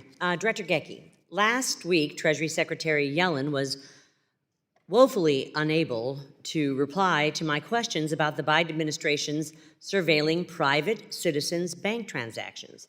My question to you today is, under what legal authority do you have to justify a search and request for individual bank customer records? Thank you, Congresswoman Wagner. I would point to the Bank Secrecy Act as a primary authority for the ability to collect suspicious activities about financial transactions. I do not equate that with surveillance of all financial activity at all, and I do not think that. Are you talking about 314A, or what are you talking about here? I was actually talking about the statute as a whole that allows us to collect. I will say 314A is I agree, it's a statutory structure that allows us to request information about. But that, ma'am, is for terrorism and money laundering, not legal purchases made by a United States citizen. Absent a warrant, Ms. Gacki, my constituents in Missouri and Missouri 2nd District should not have their legal purchases at Dick's Sporting Goods or the purchasing of a Bible becoming the knowledge of federal regulators like FinCEN. Were any warrants issued by a judge, any subpoenas issued by a court, or any legal opinion provided by your general counsel about legal requirements under which banks would be required to provide this type of information, ma'am? Representative Wagner, I want to step back and talk a little bit about what I understand was going on. And to be fair, I was not at FinCEN at the time, and I understand the FinCEN exchange program that brought together law enforcement and financial institutions began immediately after January 6th in the last administration and continued shortly for a few weeks into the present. But what I understand is that the overwhelming focus of this information was on violence. Was what? Violence. It was sharing key terms around acts of violence, words. Bible, gun violence, those are gun purchases. I'm trying to understand here. These are legal purchases. These have nothing to do with terrorism or money laundering or anything that would come under data privacy and such. Were there warrants issued by a judge and a court that required them to provide this information? Respectfully, I would have to defer to my Department of Justice colleagues. Okay, let on me that let me question. ask this then, Director Gacki. Are there any limits to what the federal government can ask for from banks, or that a bank can provide in response to a request? Representative, I do believe there are limits. FinCEN has not taken. Well, I sure hope there are limits, especially about legal purchases by U.S. citizens of Bibles. Are there certain questions or criteria such as targeting speech or religious activities that trigger constitutional concerns? FinCEN does not give advice that it is okay to file suspicious activity solely on constitutionally protected activity. How reasonable must the government's belief in the relevance of the data be before requesting this information? For example, could the government ask a bank for the records on all customers who use a bank product in a city on the day of a crime? Respectfully, ma'am, FinCEN was not in the role of asking for any of this information. This was Who was?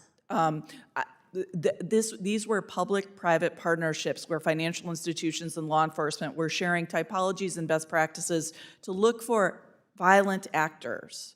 That's what the inquiry was, violent actors. I need a full debrief on this, and I want FinCEN and Treasury to come forward before this committee, before our members, before the people of the United States of America, and explain how it is that the federal government and Treasury and arms of Treasury are asking for information from banks about legal purchases that may be politically triggered, that may be triggered by the fact that they're purchasing a firearm, or religiously triggered by the purchase of a Bible. I am not happy with any of the answers that I've received, both from the Treasury Secretary and quite frankly from you, Ms. Gacki. My time has expired, but I want a full briefing, and the United States public deserves one too. I yield back. Thank you. The gentleman from Illinois, Mr. Kastner, is now recognized for 5 minutes. Thank you both so much for being here. I want to talk about crypto and illicit finance, and I just want to thank you for your exchange on the last question. Not related, but the idea that most acts of terrorism in the United States are not committed by domestic white nationalists would be news to anybody who has read a book on American history. So thank you for prosecuting anybody who commits terrorism. Director Gacki, I want to come through just a couple quick questions for you just to sort of level set here. My understanding is that about 2 to 5% of global GDP has been estimated to be tied to illicit finance. I realize that's a hard number, but is that roughly, you're nodding your head, roughly consistent? Nothing to question that. Okay, all right. There's a Chainalysis has done this work that they've estimated that perhaps 0.3% of crypto transactions, and that's down from 0.4%. I realize you don't work there, but my understanding is that's entirely tied to on-chain transactions. So that's a floor, not a ceiling. Is that correct? That would be my understanding, Okay. yes, sir.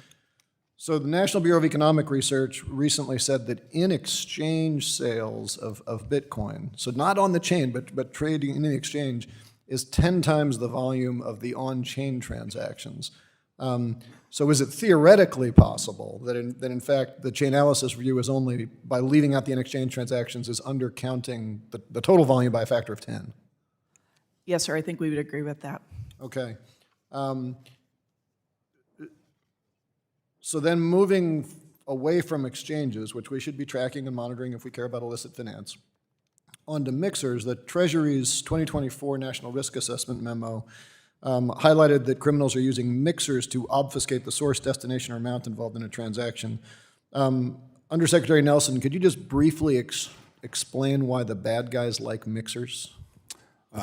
Yes, mixers allow for the capacity to obfuscate the attribution to who owns whatever that virtual asset is, and they do that in a number of ways by pulling a bunch of different types of coins together, and then when it comes out of the pool, basically disaggregating the attribution that went into the mixer.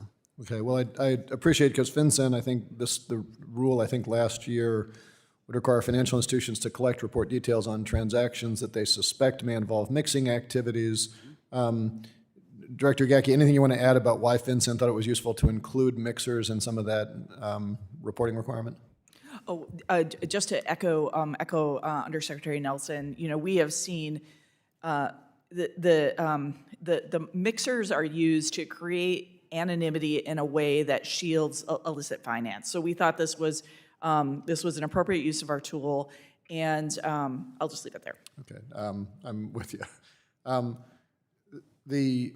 There have been some folks who have argued, including to some degree in this hearing, that the proposals from FinCEN are too burdensome. It would require financial institutions to report a bunch of data on mixers, IP addresses.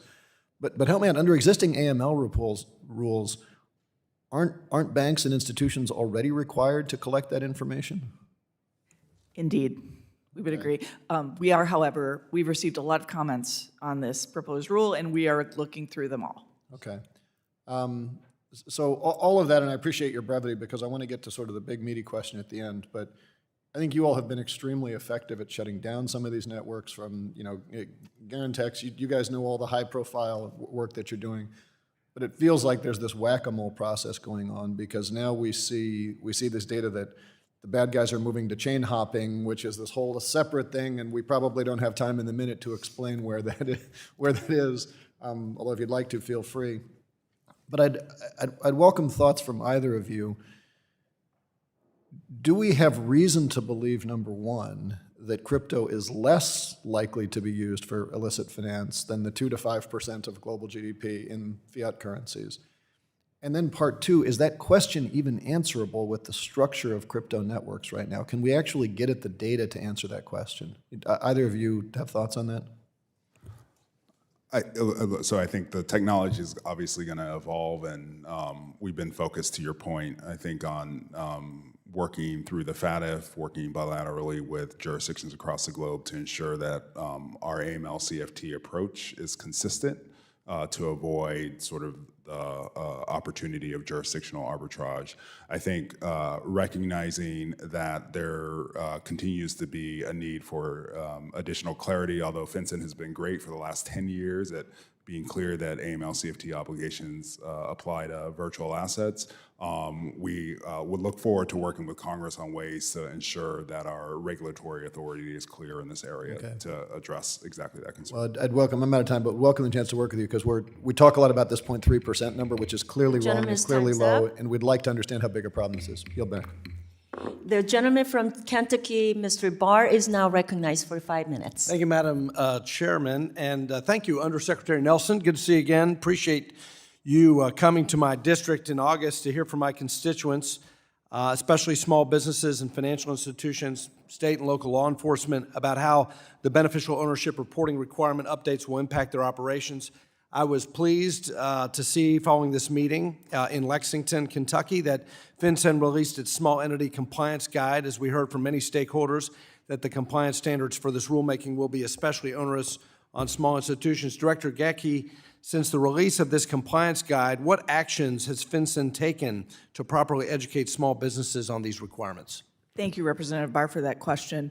We've taken a number of steps beyond the small entity compliance guide, which we have translated into 11 different languages. We have also expanded into social media in order to get the word out about it. We have partnered with organizations, federal and national. We partnered with professional organizations. We are working to, for new companies being created, meet them at the point of creation. So we've worked with the IRS to ensure that they have information. We've opened up new areas, new for FinCEN, areas to reach out to FinCEN and ask questions, including first ever use of a chatbot. Well, just reclaiming my time, and you all are taking steps, and I appreciate that, and the fact that the Undersecretary came to my district shows a responsiveness to all of these concerns. But I do share Chairman McHenry's concerns that this is a lot for these small businesses. Undersecretary Nelson, will Treasury allow small businesses who cannot report their beneficial ownership information electronically to FinCEN, and for very good reasons? For example, my Amish constituents, who do not have access to technology to file paper registrations with Treasury. And I know we really appreciated that feedback, and I know that Andrea and her colleagues at FinCEN are working through a solution to meet that need, and we totally appreciate that we're going to have to develop something to address that concern. Thank you for that as well. And again, appreciate you coming to my district to talk about this. Let me switch gears to Russia and our sanctions strategy, and I appreciate your testimony, Undersecretary Nelson. But look, here's the thing. The administration and the Senate has now passed this huge supplemental over to the House, $60 billion in security assistance to Russia. There's a lot of Republicans on this side of the aisle who want to support the assistance package, but here's the problem. The problem that many of us have is not that we don't want to support the Ukrainian resistance and provide the assistance. The problem is that it is perplexing to all of us why this administration's strategy with respect to defending Ukraine and their sovereignty is working at completely cross purposes with the administration's obsession with climate. The administration banned liquid natural gas exports just a couple of weeks ago. And then Treasury, inexplicably, is pursuing an oil price cap strategy that, despite your testimony, sir, is not working. It's not working because it's unenforceable, and it's not working because Russian crude is trading above the cap. And the Center for Strategic International Studies has produced a study on this.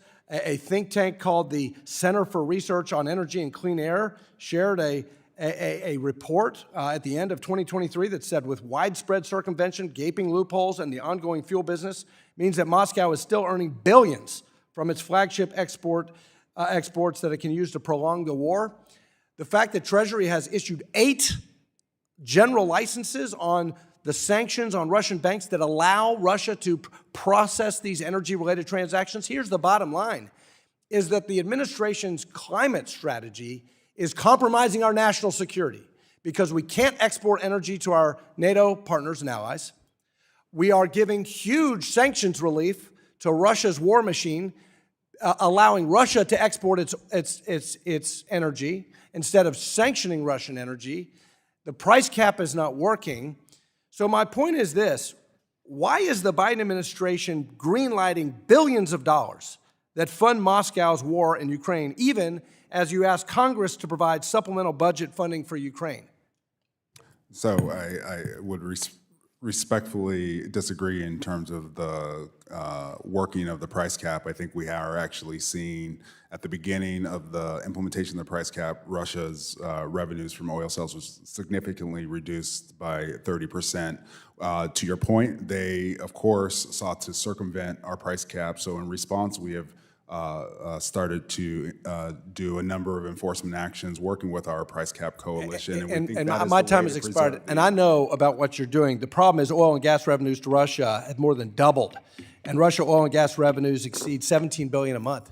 We're not cutting off the funding for Russia. When you ask us for money to support the gentleman's Ukrainian time's assistance, up. we need to shut down the financing to Moscow. And I yield. Thank you for the passionate exchange. Thank you. I now recognize a gentlewoman from Massachusetts, Ms. Presley, for 5 minutes. Thank you for joining us, Undersecretary Nelson and Director Gacki. In recent years, environmental crimes have been on the rise. From wildlife trafficking to illegal logging, mining, and fishing, global environmental crime is estimated to generate hundreds of billions in illicit proceeds every year, making it the third most profitable crime in the world. These crimes perpetuate and contribute to the climate crisis. I think about those devastating images of the Amazon rainforest burning. In 2022, the Amazon lost more than 10 football fields every minute. That was not a naturally occurring phenomenon. Illegal mining and illegal forestry contributed to the problem. The nonpartisan FACT Coalition released a report last October titled Dirty Money and the Destruction of the Amazon. It highlights how profits from environmental crimes in the Amazon rainforest makes its way into the U.S. financial system. I'd like to submit this report for the record. Without objection. While environmental crimes are damaging in their own right, they are also associated with other convergent crimes such as drug trafficking, corruption, and money laundering, which endanger public safety and corrode democracy. Financial transparency reforms are critical. Director Gacki, can you speak to what FinCEN is doing to tackle environmental crimes and their links to the U.S. financial system? Thank you, Congresswoman Presley. We agree that this is an incredibly important concern for us. And I can highlight a couple of things that we are working on. We are bringing together public-private partnerships and exchanges between law enforcement and financial institutions to highlight the risk of environmental crime. A few weeks ago, we did a FinCEN exchange specifically focused on illegal wildlife trafficking. And then a few weeks ago, I had the opportunity to meet with financial intelligence units from around the world as part of the Egmont Group, of which FinCEN is a leading member, and had the opportunity to meet with the heads of the financial intelligence units of South Africa and of Brazil. In Brazil, we specifically focused on how we can partner to ensure that our systems are highlighting reporting involving, as you note, illegal mining, illegal forestry, et cetera.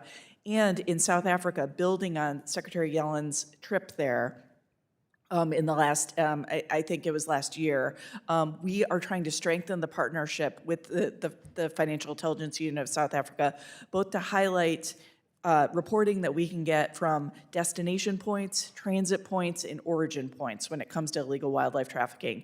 In short, this is a high priority for us, and we are trying our best to contribute. Thank you, Director. The Republican majority is trying to defund our nation's financial intelligence unit by cutting the budget of FinCEN. Director Gacki, if the Republican majority succeeds in making these cuts to your funding, what are the possible consequences for FinCEN's ability to fight financial crimes and to finalize rules that will close money laundering loopholes? Thank you, Congresswoman. I want to express my appreciation for all of the funding support we have had at FinCEN over the years, but I do want to point out that in the last two budget cycles, FinCEN has been funded under the president's budget by $20 and $30 million respectively. We will, of course, meet our congressional obligations and in terms of implementation. But what I worry about is actually our ability to dedicate resources to important things like the FinCEN exchange. You know, we have record requests to do more and more exchanges focused around fentanyl, around illegal wildlife trafficking, around environmental crimes. These things, I think, will suffer for lack of funding. Thank you. And with environmental crimes devastating indigenous communities and contributing to climate change, I urge you, Undersecretary Nelson, to encourage Treasury to lead the development of a whole-of-government strategy to curb illicit finance associated with environmental crimes in the coming months. In your opinion, Undersecretary, is this something that Congress and Treasury can partner on? I think it is. We did a report maybe a year and a half ago looking at illicit finance risk and how it sort of fuels these nature crimes. And I had the opportunity in this job to go to Brazil and South Africa and Kenya most recently to talk about exactly these issues. And particularly in Kenya, you hear things that were a little surprising, at least to me, about how they have a big population of sandalwood trees that are being deforested and may go extinct as a result of exactly this issue. So it is, as Director Gacki noted, a very high priority of the Treasury Department. Thank you. Thank you. The gentleman from Texas, Mr. Williams, is now recognized for 5 minutes. Thank you, Madam Chair, and I'm a small business owner, Main Street America, in the great state of Texas. And the crisis at our southern border has spiraled out of control, and the Biden administration has done nothing to secure the border and keep American citizens safe, or much less small businesses safe. These open border policies continue to provide bad actors with opportunities to engage in more illegal activities and exploit our system's weaknesses, and the increase in migrants coming across the border will certainly have consequences that trickle down to all aspects of American lives, from physical safety to financial well-being. Our cities are not equipped to deal with the influx of migrants who put a significant strain on our public resources. Yet last week, when Secretary Yellen testified before this committee, she could not give me or many a straight answer on if illegal immigration posed a threat to the security of our financial system. So, Mr. Nelson, you have previously worked on efforts to combat transnational crime organizations, human trafficking, and money laundering, which means you understand firsthand the dangers these types of crimes have on communities, large and small, and the larger financial system. So, Mr. Nelson, do you believe that the crisis at the southern border and illegal immigration pose a threat to our nation's financial security, number one, and could you please elaborate on the risk posed by the influx of illegal immigrants? Thank you for the question, and I think, as you know, we, in my office in particular, has been very focused on how we can support all of the administration's efforts to manage migration up to the United States. And one of the things that we have particularly been focused on in the context of the work that we do is exactly this question of the role of transnational criminal organizations and the role of the sort of the dirty money that facilitates all of the unlawful human smuggling and human trafficking that we see that are underlying this migration. So the work that my colleague, Director Gacki, is doing to provide transparency in our financial system through beneficial ownership, our new proposed real estate rule, and through investment advisors will help to close off that opportunity for these bad actors that are facilitating. So illegal immigration does pose a threat to the financial security of our country? I think certainly those who facilitate it. Yep, okay. Part of this beneficial ownership effort includes FinCEN, collecting and storing massive amounts of personal information in the BOI database, which tens of thousands of external users, mostly law enforcement, will have access to. Given Treasury's imperfect track record of protecting sensitive personal information, it is imperative that FinCEN puts protections in place to protect the data of small businesses who are subject to report this private information because of this new burdensome rule. So, Director Gacki, what is the approval process, and real quick, what's the approval process for gaining access to the database?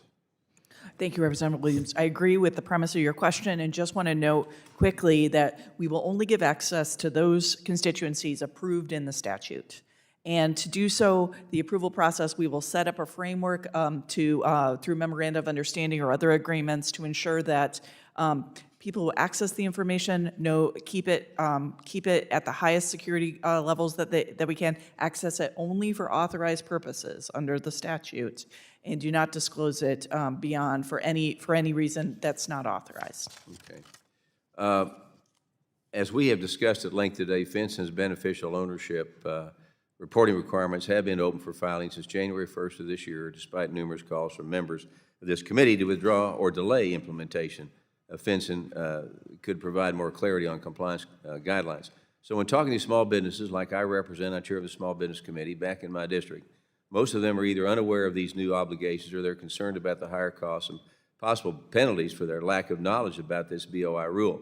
It is your duty to educate business owners on how to comply and file returns properly while ensuring they are not held liable or penalized for compliance on a rule that they've never heard of. And it's a real issue. So quickly, how are you planning on reaching rural business owners, like those that I represent, who may not have reliable access to the internet to inform them of these new requirements? Thank you, sir. Quickly, we are employing all strategies I ticked through a number of them already, and I don't want to repeat for time, but just to know that we are open and trying to be as creative as possible, including bringing on, a small public relations contract to ensure that we can get to constituencies that aren't natural for us. And so we're working this way. We're looking for. We'll take all ideas. I want to stress that when it comes to enforcement, the statute, the statute is clear. We can only take enforcement action for willful violations, and we're not out to take gotcha enforcement actions. We want to educate about the requirement, promote. My time is up. Thank you.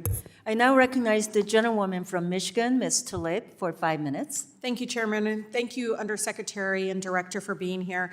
I mean, I know that many of you, both of you have talked about this, but in general, the incredibly important role that you all have, and especially around the real estate industry, has been very attractive target for corrupt foreign actors seeking to hide their money by paying with cash or relying on shell companies, as you know. We already know, and my colleagues should know this, 20 to 30% of residential real estate purchases in our country is not financed, and therefore do not face the same level of anti-money laundering oversight as other more common transactions, as we know. And again, it should ring alarms for many of my colleagues. Huge influxes of illicit cash can distort markets, as you know, further incentivize developers to build luxury real estate and commercial properties instead of affordable housing. That's also something that I put aside as something that's important.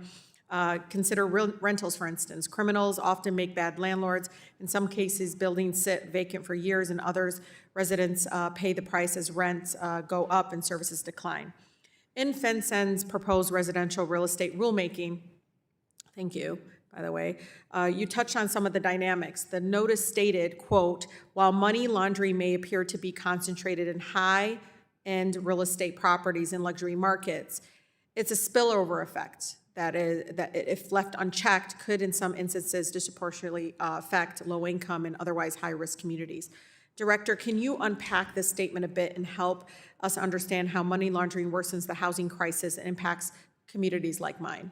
Oh, thank you, Representative Tlaib. I just want to, stress that the flow of illicit money into the residential real estate sector, I think, as the statement notes, raises the costs of the real estate sector altogether. Allowing illicit actors to store their money in this could have an effect that disadvantages homeowners across the country. And so we feel that this is an important measure, not only for, to stem the flow of illicit finance, but also is an overall benefit to the residential housing sector in the nation. Yeah, so rulemaking is not enough. Implementation matters, right? And it's going to take resources. FinCEN needs to roll out the new reporting form, as you know, conduct stakeholder outreach, engage in compliance monitoring, among other activities. This requires, again, resources. I know many colleagues on this committee, the House Republicans have proposed $166 million in FinCEN for 2024. Director, would this level be sufficient enough in implementing the rule successfully? And thank you, Representative. I want to stress that we are grateful for the support we've received, but this funding amount does fall short of the president's budget, and I think we need full funding to be able to adequately implement, including not just issuing a proposed rule, but bringing it to final, putting in place all the necessary forms and all the outreach necessary to make sure it is effective across this and other regimes that we have to implement. So I commend, this move and which will bring a much needed transparency to our housing market. I also encourage you to advance similar requirements in the commercial real estate sector, where the lack of transparency puts tenants at risk and serves as a major, huge loophole for criminals to park money in U.S. real estate in our country. Director, can you commit today in finalizing the crucial rule by this September? Congressman Tlaib, this is something we are definitely looking at next in commercial real estate. I can't commit at this time, but we'll be happy to work with you and your staff to make sure you're updated on our efforts. All right. Thank you, and I yield.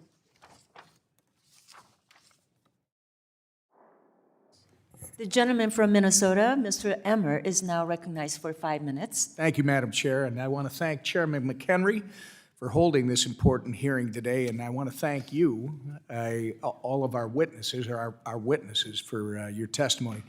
On October 10th, 2023, the Wall Street Journal reported that between August 2021 and June 2023, Hamas received $41 million in digital assets, and the Palestinian Islamic Jihad received $93 million in digital assets. Undersecretary Nelson, is this Treasury's assessment too? Because the world's leading blockchain analytics firms have called this a misinterpretation of the data, and that the amount that any terrorist might have received is significantly smaller. Thank you for that question, Congressman. And yes, I think that assessment largely tracks with our own. The numbers noted in the Wall Street Journal piece talked about wallets, but not necessarily the sort of disaggregated among the wallets customers. It's assets that people had in their wallets, as opposed to what was specifically going to the Palestinian Islamic Jihad and Hamas. That's what we think is most likely. And we also assess that terrorists still prefer, frankly, to use traditional products and services. But this is something that we are obviously monitoring very closely. And I appreciate that. How much do you think actually got into the hands of Hamas or the Palestinian Islamic Jihad? I think we can have a classified conversation about precise numbers or expectations. I think we have done, and both Hamas and the PIJ, a good job at identifying the virtual asset service providers that they've relied on and the financial facilitators that they have historically relied on that would tend to use virtual assets. So we don't expect the number is very high, particularly. I'd love to take you up on that, because I sent a letter with several other members right after this erroneous Wall Street Journal report asking for specific information. So we'll take you up on that offer. Undersecretary Nelson, you said that digital assets are not the preferred means of terrorist financing, but I want to be clear, digital assets were not even a popular tool for Hamas or the Palestinian Islamic Jihad, correct? I think that's correct, and one of the reasons that is because our work with our counterparts in Israel prior to October 7th. I'll give you credit for that, but I'm going to reclaim my time, because I really want to make just a record here, because regardless, to be clear, Hamas is using crypto in relatively small amounts compared to what's been widely reported. That's correct. That's our assessment, yep. Does Treasury have a responsibility to correct the record here? And perhaps this is involving some of the classified information you're talking about. Because I understand that, like today, with FinCEN, Treasury has acknowledged that digital assets are not the preferred financial product for terrorists, but Treasury has the data to paint the correct narrative of crypto and how it's used, and instead we have senators who are legislating on these false figures and major CEOs using these figures to inform their perspectives on digital assets. Sure, we can go to chain analysis and use their third-party reporting, but Treasury already has the data. So doesn't Treasury have a responsibility to correct the record here? And we've put out a number of reports on illicit finance risks in the context of virtual assets, and I think we have clearly stated, while there is not a significant uptake that we perceive currently, that it is an area of opportunity that we know terrorist groups could use, and we have seen some, not Hamas necessarily, but other terrorist organizations, particularly focused on the ability to use crypto to move their finance. I appreciate that, but I'm talking about the misinformation that the Wall Street Journal has suggested, and that certain senators are doing, trying to base legislation on that would literally destroy innovation in this country. And I take it that you don't have a position then as to whether Treasury has an obligation to correct this record with the data that they have. It seems to me that they would. I want to thank you and your colleague for being here again today. And in my opinion, the Treasury must do a better job with all the data it has to paint an accurate narrative of digital assets and not perpetuate a false one. And with that, Madam Chair, I yield back. The gentleman yields. The gentleman from New York, Mr. Torres, is now recognized for 5 minutes. Thank you. On December 16th, 2023, the New York Times wrote an expose about the, quote, money machine that generates terrorism financing for Hamas. Here's a relevant excerpt from the expose. Quote, the ledgers from the computer of a senior Hamas official listed assets worth hundreds of millions of dollars. Hamas controlled mining, chicken farming, and road building companies in Sudan, 2 skyscrapers in the United Arab Emirates, a property developer in Algeria, and a real estate firm listed on the Turkish stock exchange. It continues, quote, the Israeli agents who obtained the records shared them inside their own government, and in Washington, nothing happened. So did the Financial Intelligence Unit of the United States know that Hamas had a multinational network of companies from which it could generate terrorism financing? Thank you for the question. And just to step back one step, we're obviously very aware of that press reporting. And indeed, in March of or May of 2022, we designated the entity on the Turkish stock market because of this concern. And in that context, we talked about this significant investment portfolio and our long historic efforts to try to dismantle exactly that. You designated it when?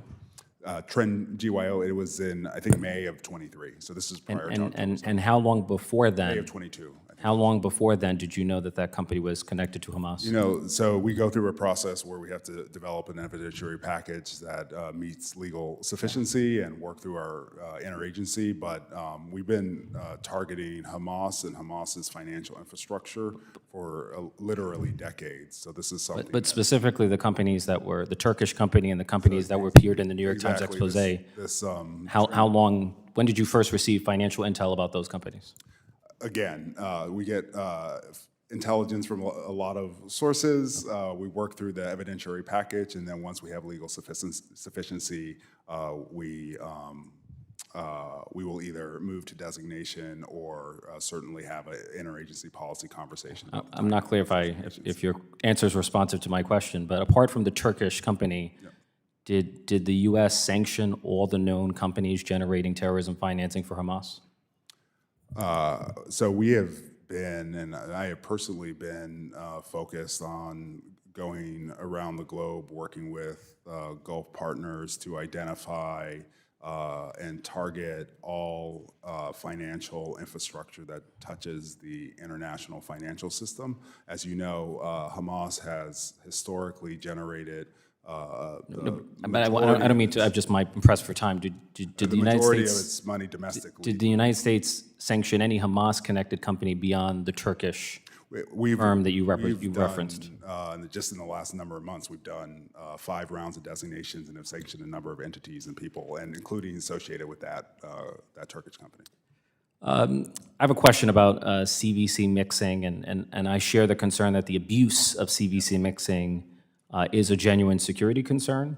But if you're a financial institution and you see a suspicious transaction involving CVC mixing, you are presently required to file a suspicious activity report with FinCEN.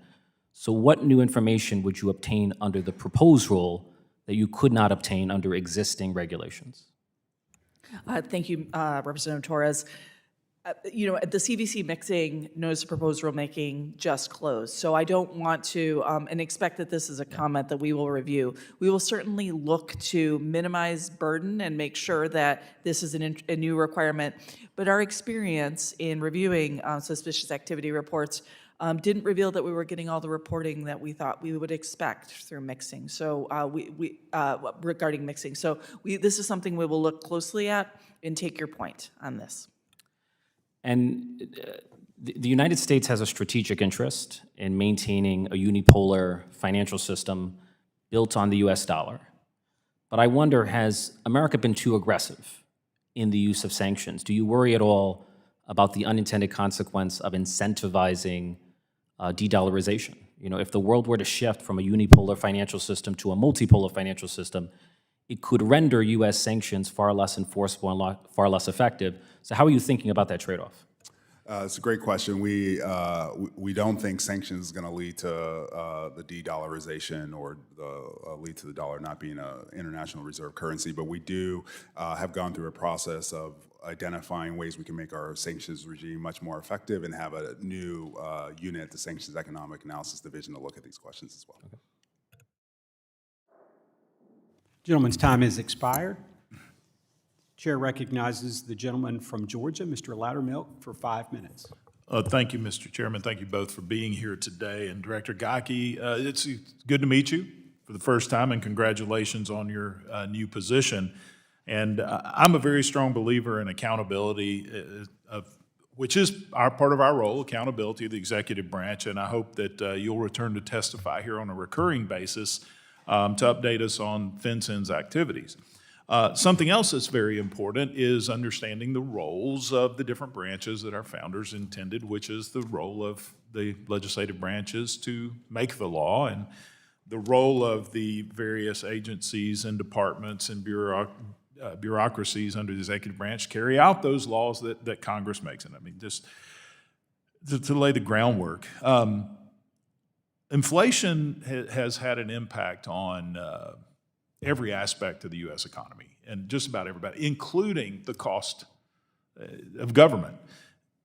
In 1990, Congress passed the Federal Civil Penalties Inflation Adjustment Act, which, with its subsequent amendments, requires agencies to adjust civil penalties for inflation annually. So you look at inflation, you adjust it.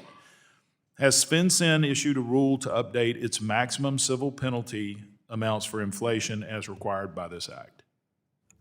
Thank you, Representative Loudermilk. Yes, we have. A few weeks ago, we implemented the statute to adjust our penalties to keep up with inflation. Well, thank you. It's refreshing, because it is frustrating to us a lot of times when we pass laws and they pretty much go ignored by some agencies. There's another one I want to ask you about, and this is 30 years later, Congress passed the Anti-Money Laundering Act of 2020.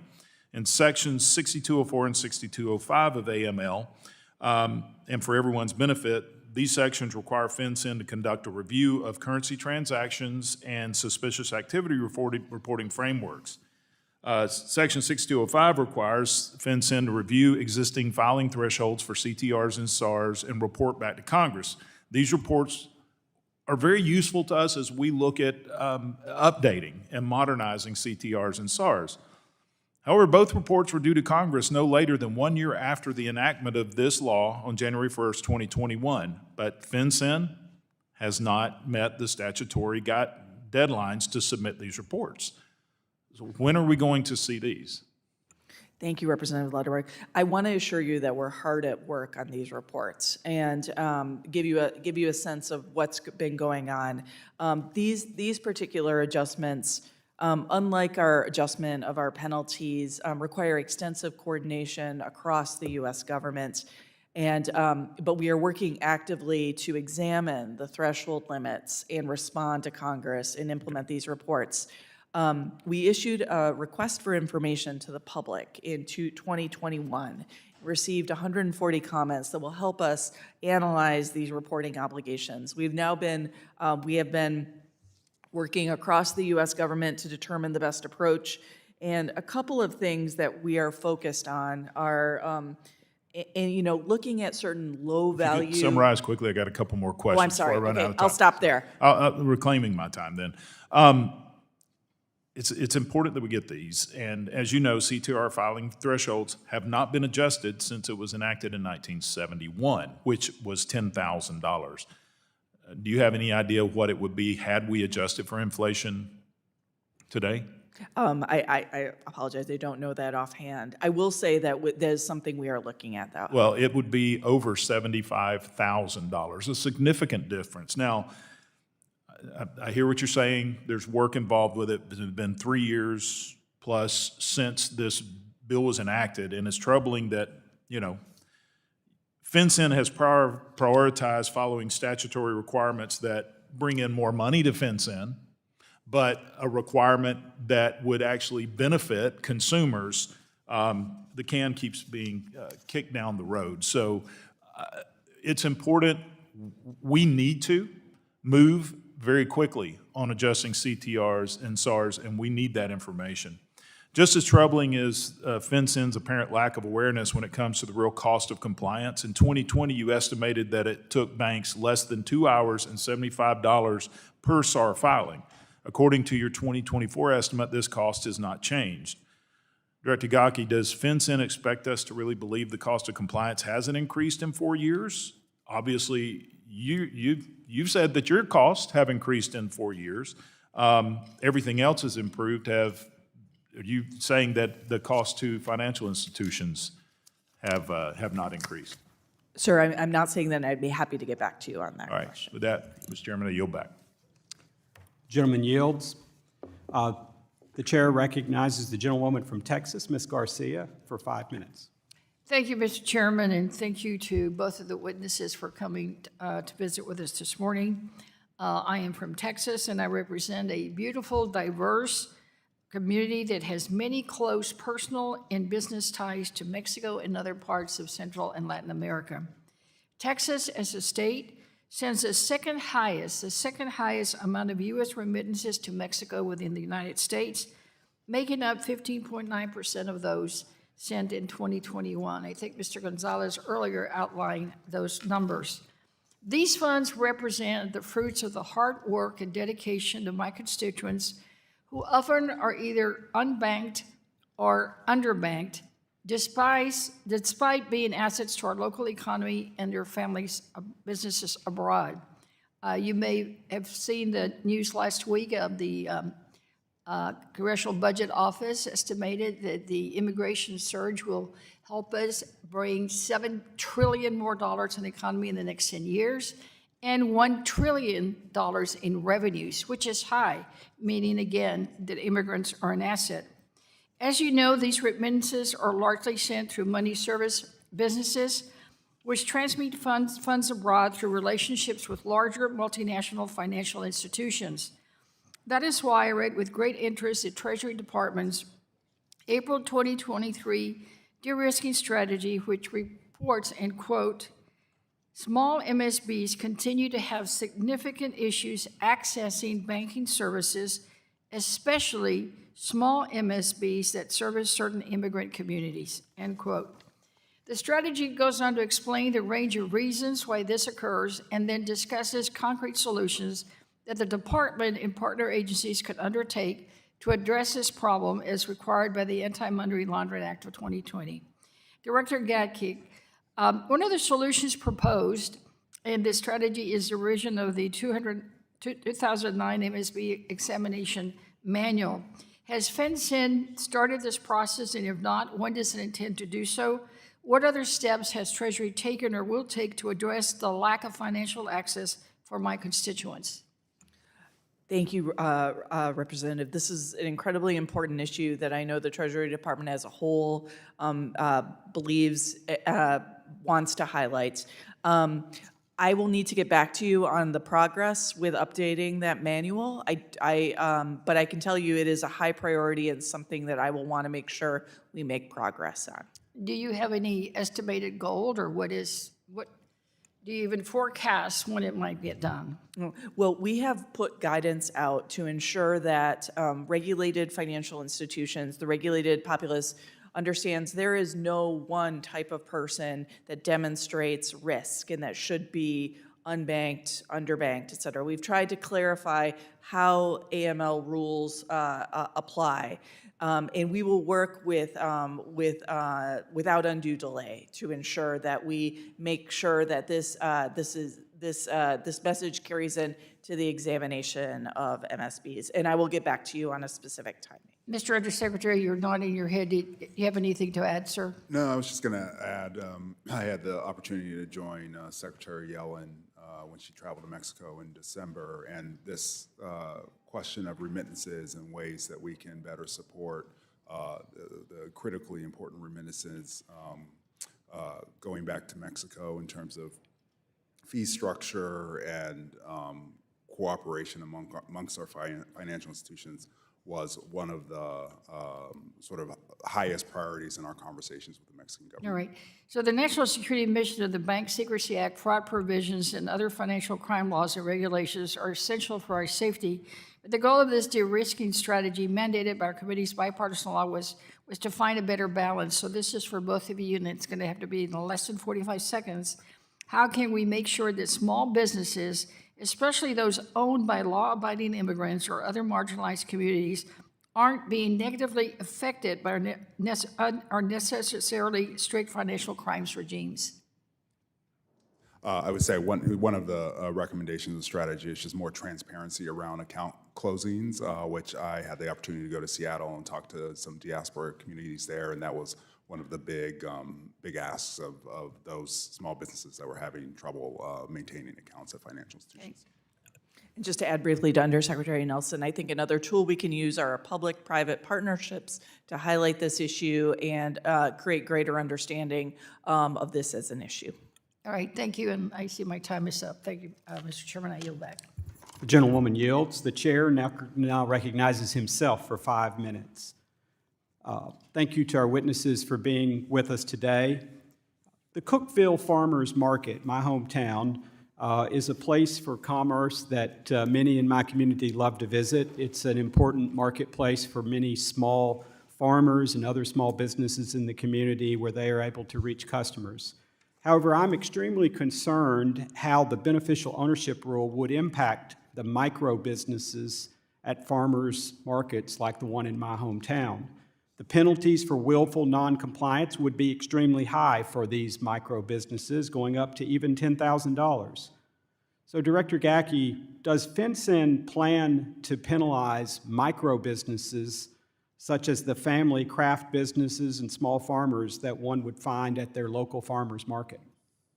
Thank you, Congressman Rose. I want to stress that we are trying to meet businesses where they are to help educate who falls within the definition of a reporting company. One message we've recently put out is, for example, sole proprietorships that aren't created by filing of a document with a Secretary of State or equivalent office do not need to report.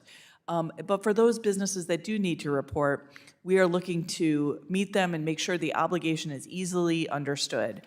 This filing system we have set up is simple, easy to use, and secure. And when it comes to enforcement, we are not taking gotcha enforcement actions. We want to promote education and compliance, especially to communities that have never heard of FinCEN. And this will be for most filers, this will be a one-and-done requirement without the need to update annually. But it's something that we are going to be redoubling our efforts to get to constituencies like micro businesses, farmers, and the like.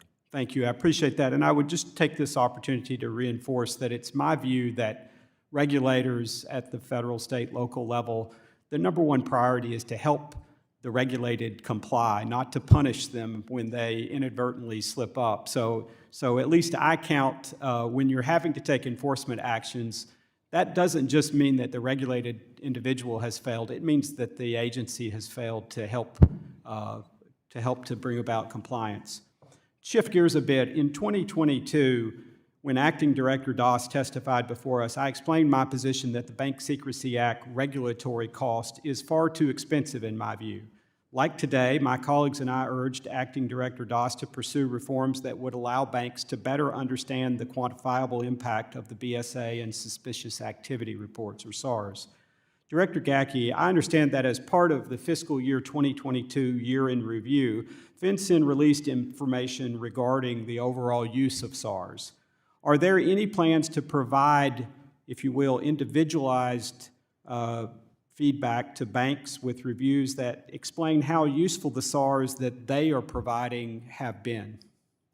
Thank you, Congressman. One key objective of ours is to implement that part of the Anti-Money Laundering Act that calls on us to establish feedback loops so that financial institutions see the value of their reporting and understand it. And we get law enforcement to give us, law enforcement and other national security professionals, information to show the value of this reporting, that we can feed back to the financial institutions so that they can see the value of this reporting, and so that we can support putting this obligation on them. That is something we're continuing to do, is build those feedback loops. We have for many years established it through law enforcement awards that we put together, where we highlight certain suspicious activity reports by financial institutions that have led to successful prosecutions. But there are a full range of enforcement and other actions like sanctions that can be taken based on critical tip and lead reporting that comes from suspicious activity. And one of the key objectives that we are pursuing is to ensure that we're feeding this information back to financial institutions. I just want to underscore how important I believe that is, having served on the board of a small community financial institution before coming to Congress. And I would describe the process that board members at community banks go through, and for that matter, larger financial institutions. I often describe it as throwing darts with a blindfold on in the dark and never being told whether or not you hit anything.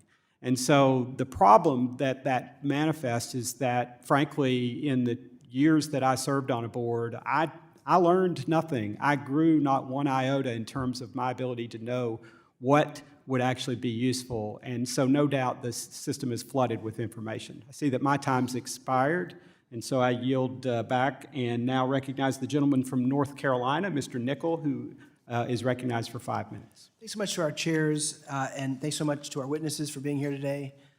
Once again, we're holding this hearing in the name of national security while simultaneously jeopardizing our national security by failing to provide needed aid to our allies in Ukraine, Israel, and Taiwan.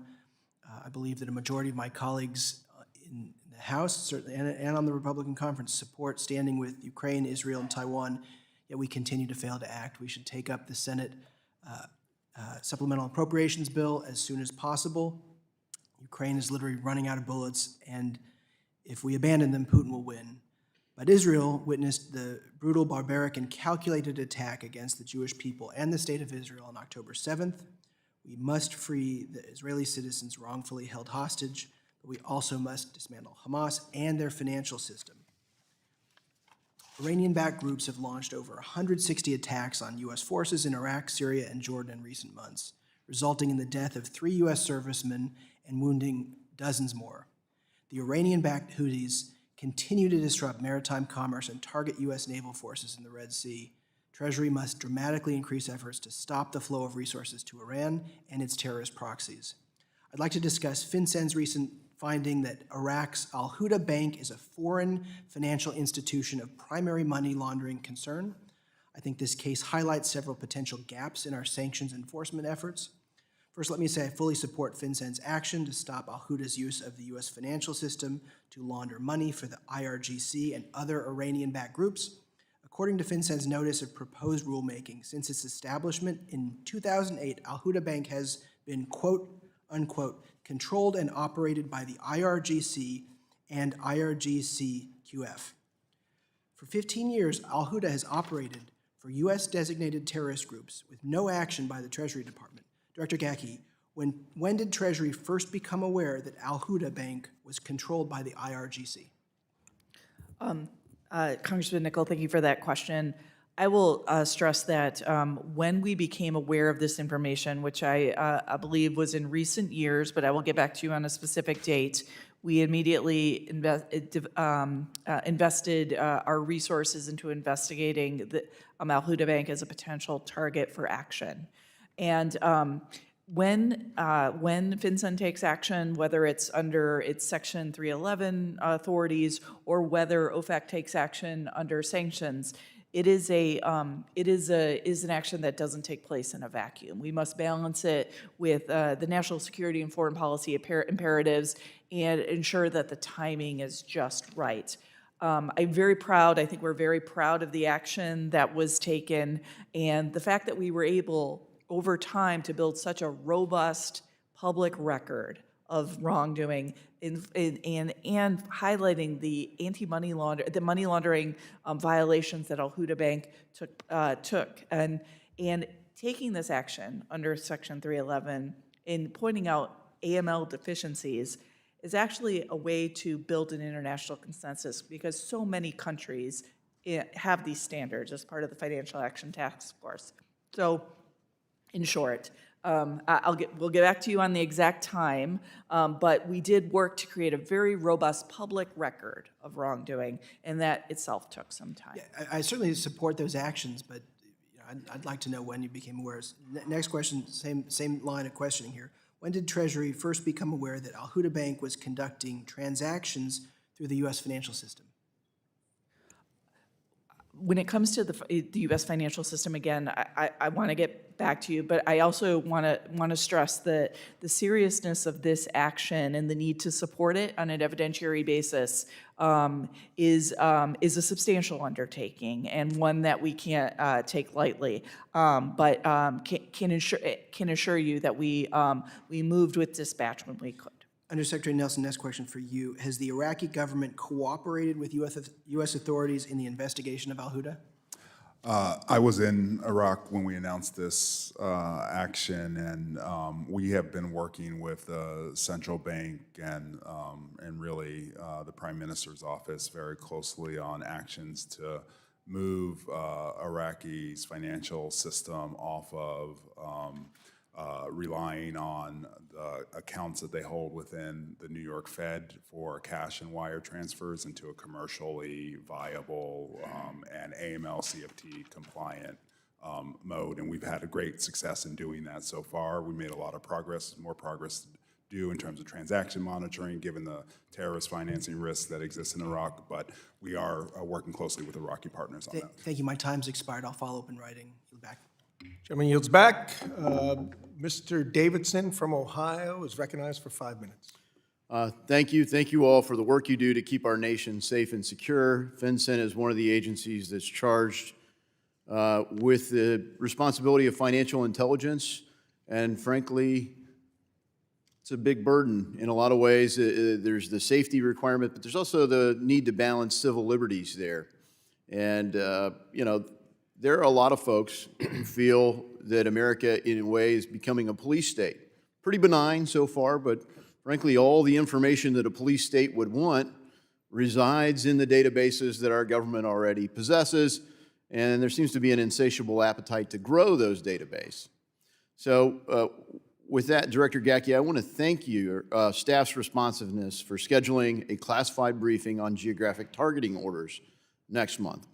I wish this was accomplished before today's hearing, as Chairman Lukemeyer and I sent the memo back in November of 2023, but I look forward to the additional opportunity to discuss geographic targeting orders in a classified setting. FinCEN has asked Congress to pass legislation to expand geographic targeting orders nationwide, and this request would require data reporting on every we want to understand why.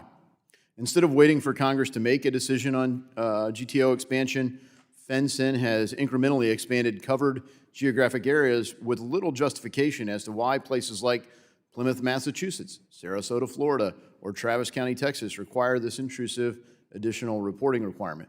This is why I'm working on legislation that any expansion of GTOs by FinCEN is subject to Congressional Review Act. So let me be clear, this will not inhibit FinCEN's ability to renew its current GTOs, but it will ensure that FinCEN makes the case to Congress for why expanded coverage is necessary. Americans are aware now more than ever that the federal government is closely watching pretty much everything, but especially their financial transactions. It's incumbent on Congress to ensure that the Treasury Department and FinCEN are properly using their authorities. So regarding FinCEN's notice of rulemaking on efforts to combat money laundering in the residential real estate market, can you detail the engagement FinCEN has had with various stakeholders in the real estate industry, specifically brokers, title insurance companies, the folks that need to collect this information, and frankly, the additional obligations they're confronting? What kind of feedback and dialogue have you had with them? Thank you, Congressman Davidson. In preparation to issue the notice of proposed rulemaking last week regarding cash sales of residential real estate to trust or other companies, FinCEN had earlier issued an advance notice of proposed rulemaking, I think in 2021. I may have that date slightly off, but where we actually sought engagement with title agents and other settlement agents, any engagement and input from industry on the proposed scoping of the rule. We got a number of comments that we took on board in developing and crafting the proposed rule. And now putting out this proposed rule, which will have a 60-day comment period, we look forward to further comments to to assess the best impact and scoping of this proposed rule. And we hope, to be honest, that this residential real estate rule will dispense with the need for geographic targeting orders in this area, which have been expanded over time at the request of law enforcement and evaluated for sufficiency by us to show a compelling need. Yeah, thanks. And I look forward to that hearing. Thanks again for scheduling, and I think we'll get a lot more in a better setting, the appropriate setting. Let me turn briefly to digital assets. Certainly a space that, while the market is comparatively small to the rest of our financial markets, the regulatory clarity isn't there for a lot of things. And so in 2019, FinCEN issued guidance that was, I think, important to the industry that said that digital asset miners, node operators, are not classified as, quote, money service businesses. Is that still consistent with FinCEN's view? I will say that I think that that's our reading of the existing law. Yes. Yeah, thank you. Obviously, there are people that want to change that law, and so let me just follow up on that and say, how does FinCEN work with blockchain analytics companies to trace things that are on chain already? I mean, it seems like there's a lot of analytics. You have a permanent immutable record. Is this pretty productive?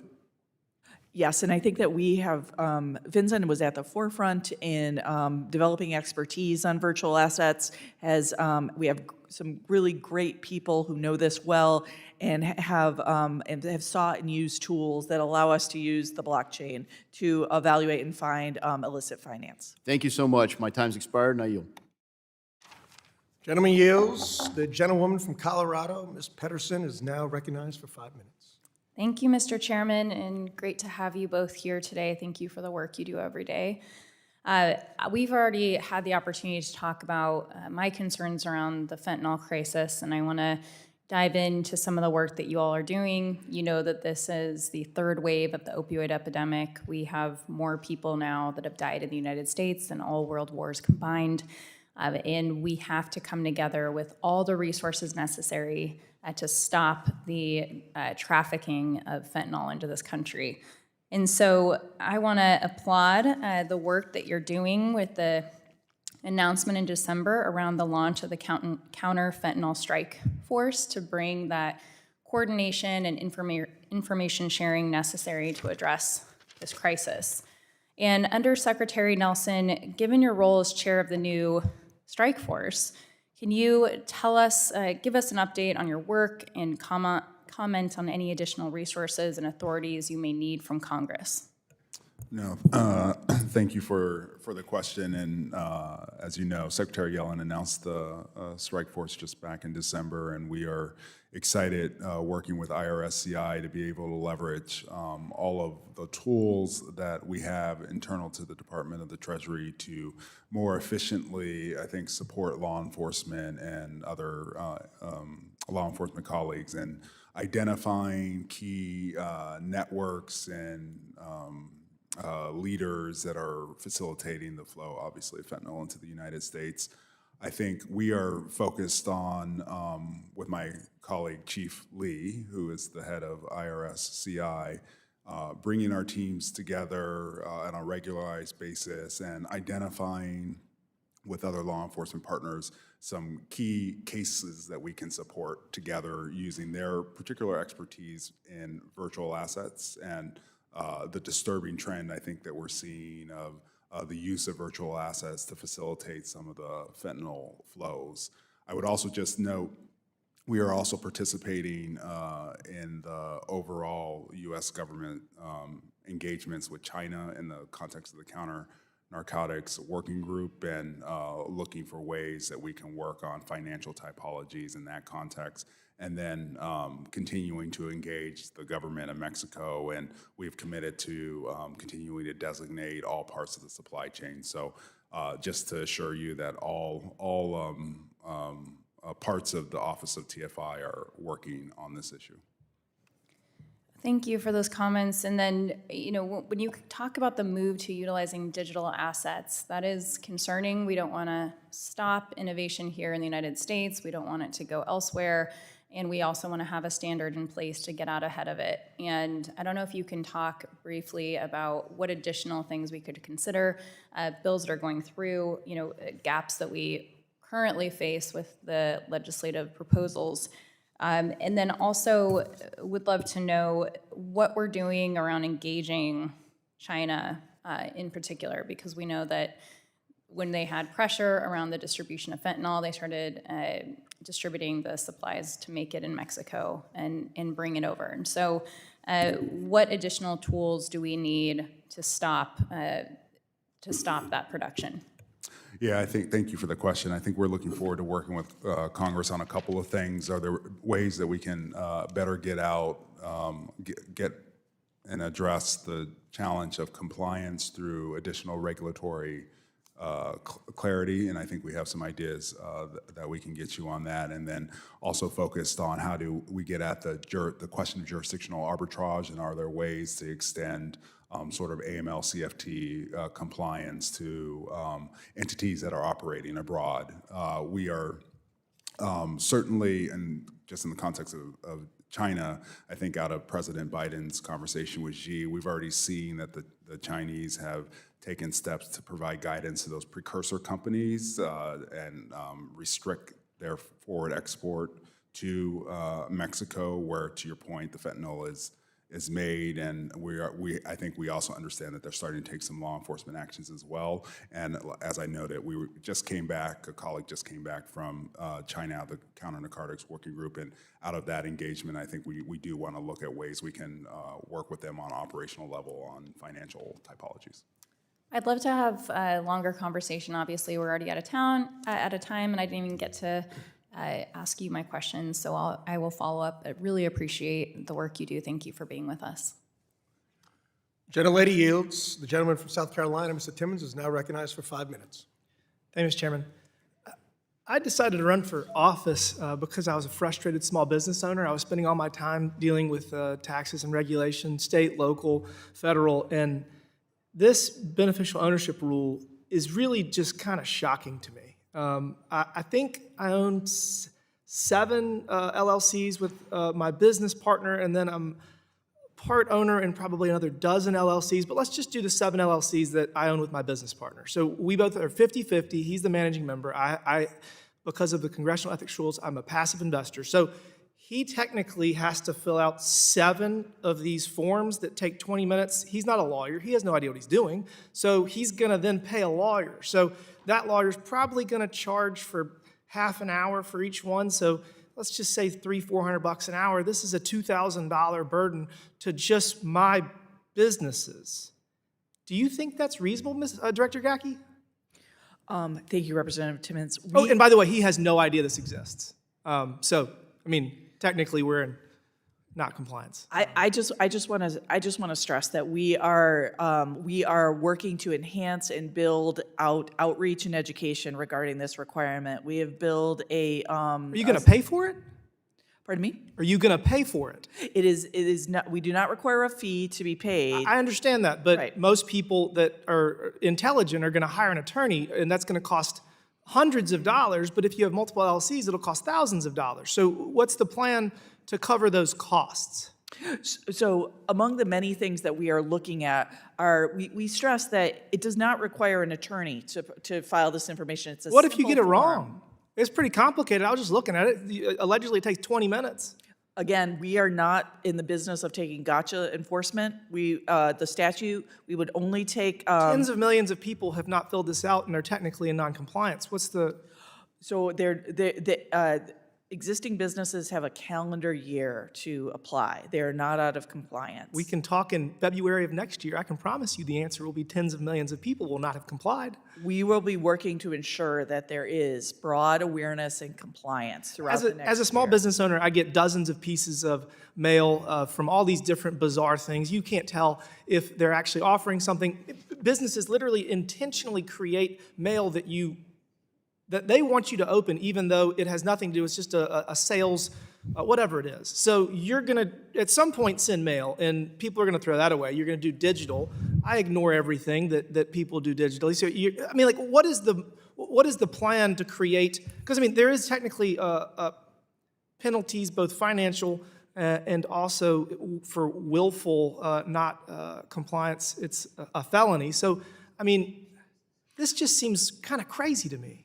Well, among the many things we're doing in terms of, we are partnering with not only with other federal government agencies to include our colleagues at the IRS, but also with state secretaries of state, with professional organizations. We're building information toolkits and packages. There are numbers of secretaries. Have you thought about putting it into letting the IRS manage this and say, in addition to filing your taxes, you have to also fill this form out? That might make it at least easier so everybody that's filing taxes will know. We are certainly working with the IRS to leverage their network. So, for example, in a new business created in this calendar year who goes to the IRS website for an employee identification number gets an exact link and knowledge of the fact to report to FinCEN. So it's something we are definitely Can CPAs fill out the beneficial ownership form?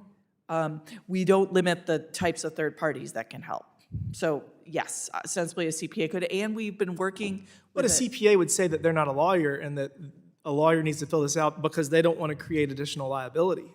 Could you give CPAs specific authority to fill this out? Let me look into that. I don't know that that's necessary, but it's certainly something that we are looking into. Our overwhelming objective is to make this easier on small businesses. They are not the target of this. The target is the opaque, non-transparent flow, the way shell companies are used to move illicit funds at ultimate cost to small business. So this is a one and done.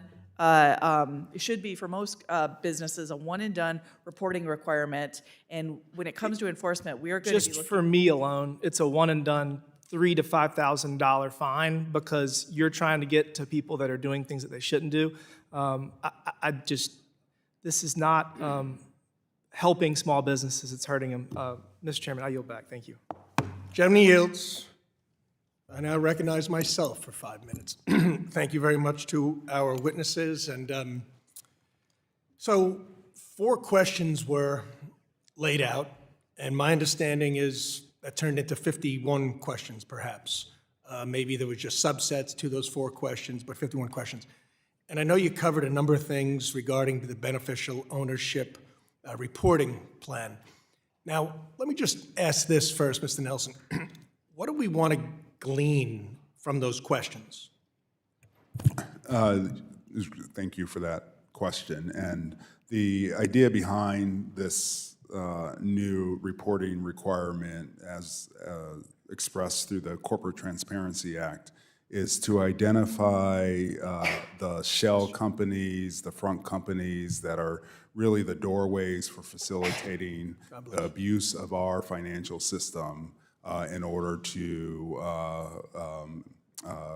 make possible a range of illicit activities that affect our national security, that affect the ability of our colleagues to level I don't mean to the interrupt, playing but my field question for is small it going to work? I mean, have you gone over this? Have you done focus groups where businesses have said, I can understand the practicality and usefulness of this to national security? See, I was a small business person for a long time as well, and I'm here, I advocate for small businesses, but I obviously advocate for the national security of our country. I just feel that this is a broad, very broad net, heavy-handed approach to trying to gain information from those who are in the business of defrauding or involved in criminal activity. What makes you think they're going to fill these questions out in an honest manner? Or only the lawful going to be the ones that actually fill it out in an honest manner? The reporting entities are statutorily required under the corporate transparency. Well, we know that, and now it's becoming very clear to I'm getting feedback from my constituents that like, what? I now have to fill this out? Is this legitimate? I don't want to fill this out. I'm just quoting some of my constituents. There's too much information, government organization I've never heard of. I'll close my business first. Nobody knows about this. It's amazing. The idea that there's, 300,000 are in out of, numbers show as many as 32 million small businesses. And in a way, think about it. Again, I was in business for a while. It's like making a product and then sending out a note, an email, telling all customers to buy it. That doesn't work, right? Ms. Gacki, you were mentioning the outreach program, but that probably is going to take a little while since they've got a year to engage in it. I'm just not sure, frankly, how effective this is going to be for the purpose that you're seeking, because it's a noble one, national security, your FinCEN. But to what degree are we actually going to have the outcomes that we're seeking? I'll ask you, Ms. Gacki. Just to echo, Undersecretary Nelson, I think, it will be one of the key objectives that we will do is as small businesses apply to us, we will also be able to investigate the delta. Those companies that register but don't actually report to FinCEN, and that will be a great area of inquiry. Is that for lack of awareness? Is that unintentional, or is there a willful obfuscation? So that is a good tool we can use to find those bad actors who need to register to get a shell company to move, but somehow forget to file with FinCEN if they even know it. So that's something we'll work closely and look closely at. I was revenue secretary in Pennsylvania for 4 years, and I removed most of the questions that were being asked initially, and we just took not an original idea, but the dashboard approach.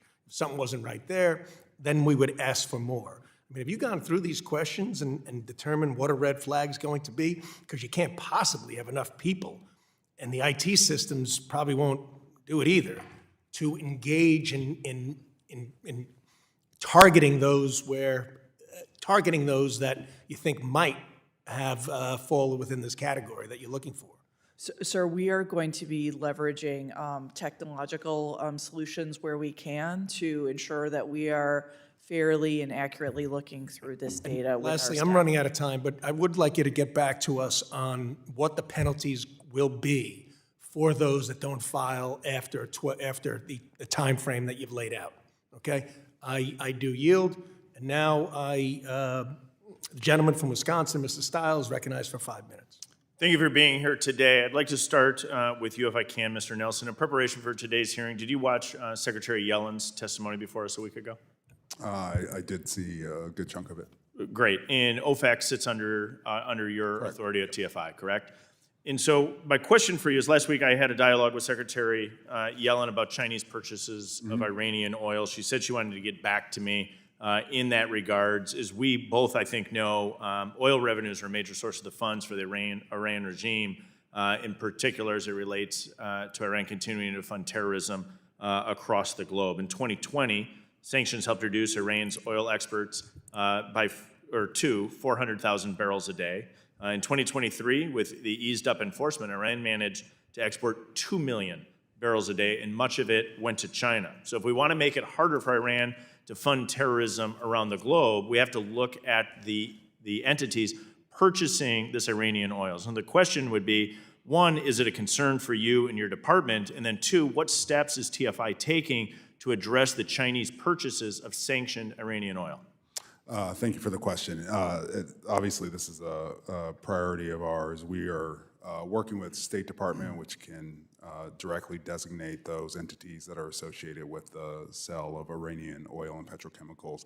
We can get at the problem in a couple of ways. One, I think to your point, we know that the revenue is going to fund terrorist activities. So one of the things that we have sought to do is identify those pieces of the international financial system. But Mr. Nelson, if I can, in our limited time, you stated, which I agree with you, that we know that these funds are going to support terrorism.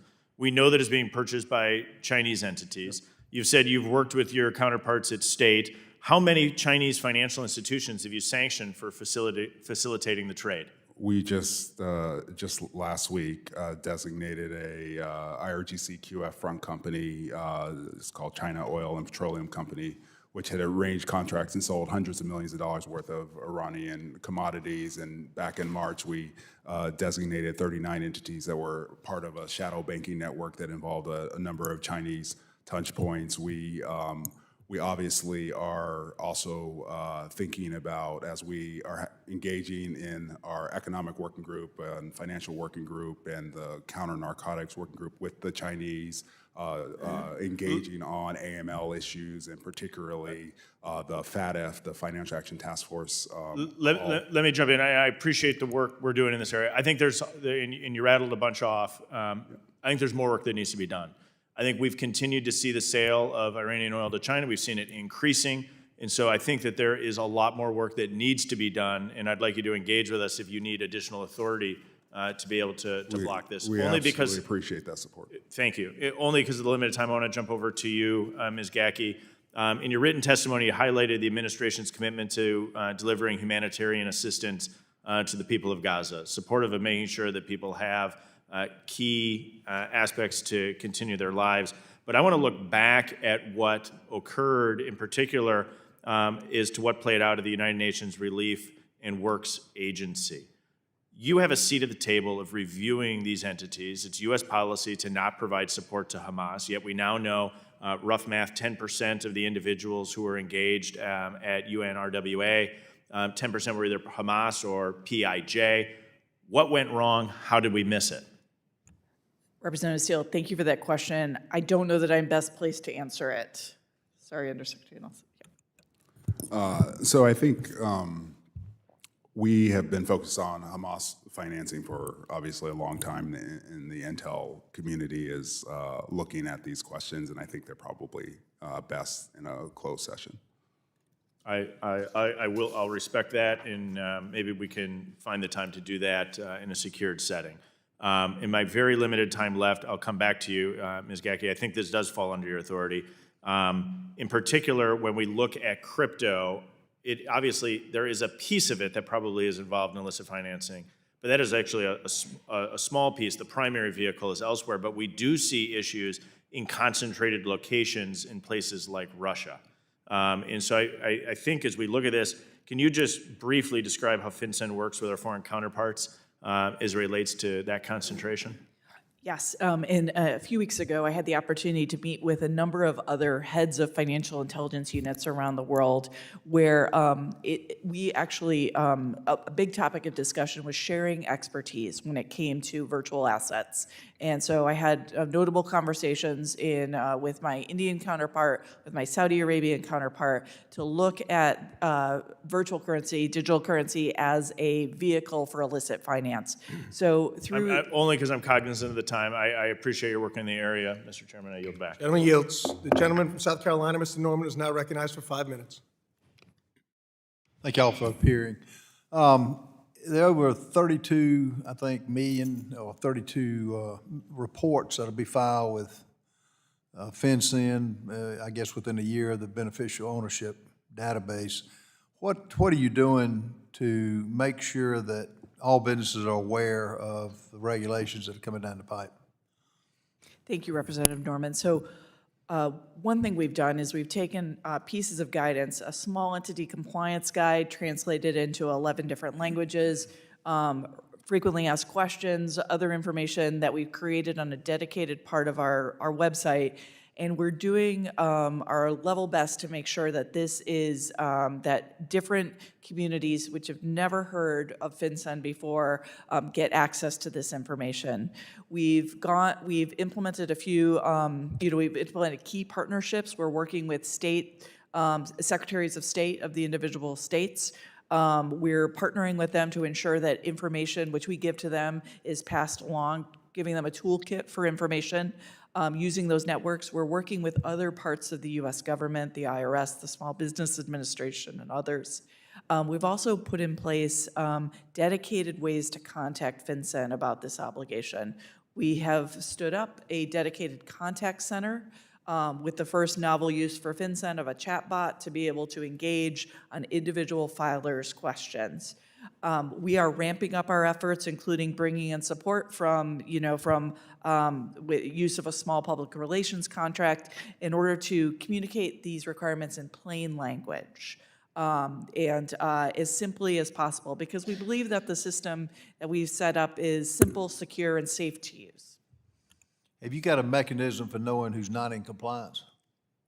So when it comes to non-compliance, I want to stress that it really comes to, we're not in the business of playing gotcha when it comes to enforcement.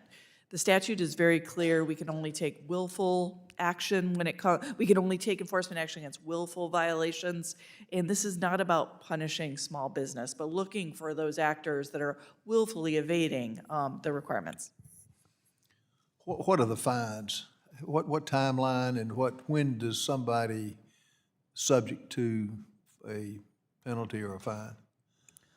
Well, I want to stress that for this first year, existing companies have a full calendar year to file with FinCEN. There is no the timeline. We've set this out in our rule, and for companies that are created in this calendar year, they have 90 days as opposed to 30 days, and we've tried hard to meet them at the point of creation. So, for example, working with the IRS, when a business needs an employee identification number, they get access to FinCEN at that website. When it comes to enforcement, the statute, this Corporate Transparency Act, sets the level of enforcement. But again, I want to just return to my earlier statement that this is not about playing gotcha enforcement and going after punishing small business for innocent or just lack of awareness. It's our job to make sure that the broader the American public understands this obligation. It's something we take very seriously, and we don't anticipate using enforcement as a way to educate them. Well, a lot of companies have never heard of FinCEN, and to be subject to a penalty is not fair. Now, will you publicize the regulations ahead of time? Yes, and we have done that, and we are working to make sure that the plain language explanation of those regulations gets out to more and more constituencies. And your website? Yes, we have set up a dedicated part of our website, which is modernized and made more user-friendly to reach different constituencies. Well, it's really important to the businesses, and the more they know, the better off. And particularly fines today, it's with everything else going on, it's a real problem for them. Okay, yield back to balance my time. Gentleman yields. The gentleman from Wisconsin, Mr. Fitzgerald, is now recognized for 5 minutes. Thank you, Mr. Chair. The U.S. Secret Service investigates a variety of cyber-related criminal activities, including the illicit use of digital assets through its global network of 44 cyber fraud task forces. Significant aspects of this illicit activity involve unlicensed money transmitting businesses, the illicit structuring of transactions, and other criminal activity against organizations that are not federally insured financial institutions. Some of those are financial institutions as defined by the Bank Secrecy Act. 2 weeks ago, I was proud to introduce Combating Money Laundering and Cybercrime Act, along with a number of my colleagues in bipartisan, Mr. Meeks, Mr. Nunn, Ms. Dean, to harmonize criminal and banking statutes and clarify the Secret Service's investigative authority over crimes related to the illicit digital asset transactions. Could you both briefly touch on the important role of the Secret Service in fighting illicit transactions as well as the FinCEN exchanges? I would just note, Secret Service obviously is a critical partner and particularly critical, I think, in terms of the technical exchanges and the leadership, which I believe your bill touches on in the context of the IMF's work with the FATF in creating AML and CFT standards that are consistent internationally. So very happy to work with you on the bill. Very good. And thank you, Representative Fitzgerald. I just want to note, I think an important aspect of that bill, too, if I'm correct, is a renewal of the FinCEN exchange program, which is an important way. So just want to call that out and thank you for that. And just to touch briefly on our partnership with the Secret Service, I can tick off three things that they're an incredible partner for us. First, we run a rapid response program where we work internationally to ensure that proceeds of fraud are able to be recovered through international means, and the Secret Service is critical to that effort in our rapid response program. We also frequently bring them in on FinCEN exchanges. They're a valuable partner to offer their law enforcement expertise with private actors like financial institutions to ensure that we are highlighting financial risks and giving financial institutions the information they need to make sure that they are looking at financial crime in a way that actually serves law enforcement. And then finally, we have been very lucky to have a strong investigative partnership with the Secret Service, specifically, as you note, their expertise in digital currency.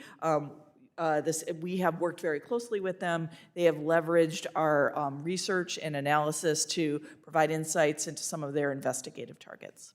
Okay, one other topic I just wanted to cover quickly. In a recent response to Senator Tim Scott, the Treasury Department confirmed terms like MAGA and Trump were included in the push by federal investigators for banks to surveil private financial transactions following the January 6, 2021 protests at the Capitol. The letter states that the Bank Secrecy Act requires that a bank or other financial institutions file a suspicious activity report whenever it identifies a suspicious transaction relevant to a possible violation of law or regulation. If that's an accurate interpretation of BSA, that would suggest that if a bank suspected I was speeding, that they could somehow flag a gas station purchase. The Office of Management and Budget has estimated total BSA/AML costs are between $5 billion and $8 billion per year, while the FBI's money laundering conviction numbers suggest a per conviction cost between $107 and $178 million. This is not a highly inefficient system, but also highly intrusive into the privacy of citizens. Who decides what's suspicious enough to warrant this suspicious activity report? Ms. Gacki. Thank you, Representative Fitzgerald. And if I could offer some of what I have learned, not having been at FinCEN at this time, but looking back at what may have happened. FinCEN exchanges surrounding the events of the violent attack on the Capitol on January 6th and in anticipation of potentially more violence at the inauguration were pulled together with financial institutions and law enforcement to share expertise as to how to look for indicators of violence, and primarily violence, and using violent terms that may be associated with political events. The ultimate responsibility to determine whether or not an action is suspicious and to file that report remains with financial institutions. The exchanges that were organized at this time were information sharing mechanisms, and FinCEN does not suggest that reporting based on constitutional rights is an indicator for suspicious activity. Gentleman's time's expired. Gentlewoman from California, Ms. Kim, is now recognized for 5 minutes. Thank you, Chairman. And I want to thank the Undersecretary Nelson and Director Gacki for joining us today. I want to address a very important issue today that is life or death issue for many. 6,959 Californians died of opioid-related overdoses in 2023 alone, and that's a 115% increase from just 2019. Many of these deaths were preventable tragedies involving fentanyl. And while these are just statistics, let's remember that there is a family involved in every one of these cases. So I want to ask you, Director Gacki, what private sector tools does FinCEN utilize to help provide data for investigations and enforcement on curbing the flow of fentanyl into the United States? And there is, of course, we're concerned about illicit drugs also coming into our country. So do you have an opinion on effective data and information products from the private sector that can help combat the money laundering that facilitates these drug trafficking? Thank you, Congresswoman Kim. This is an incredibly important topic for the Treasury Department as a whole.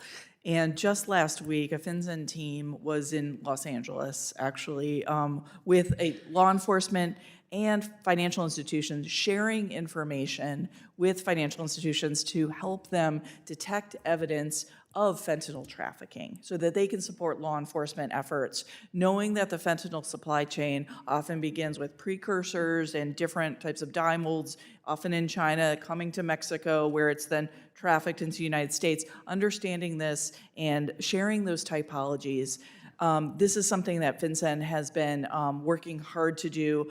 And the event in Los Angeles last week was one of several that we've done over the past year, including at the border and in the border of Ohio and Kentucky and other places. So I know, Director Gacki, sorry to stop you, but last month I know the U.S.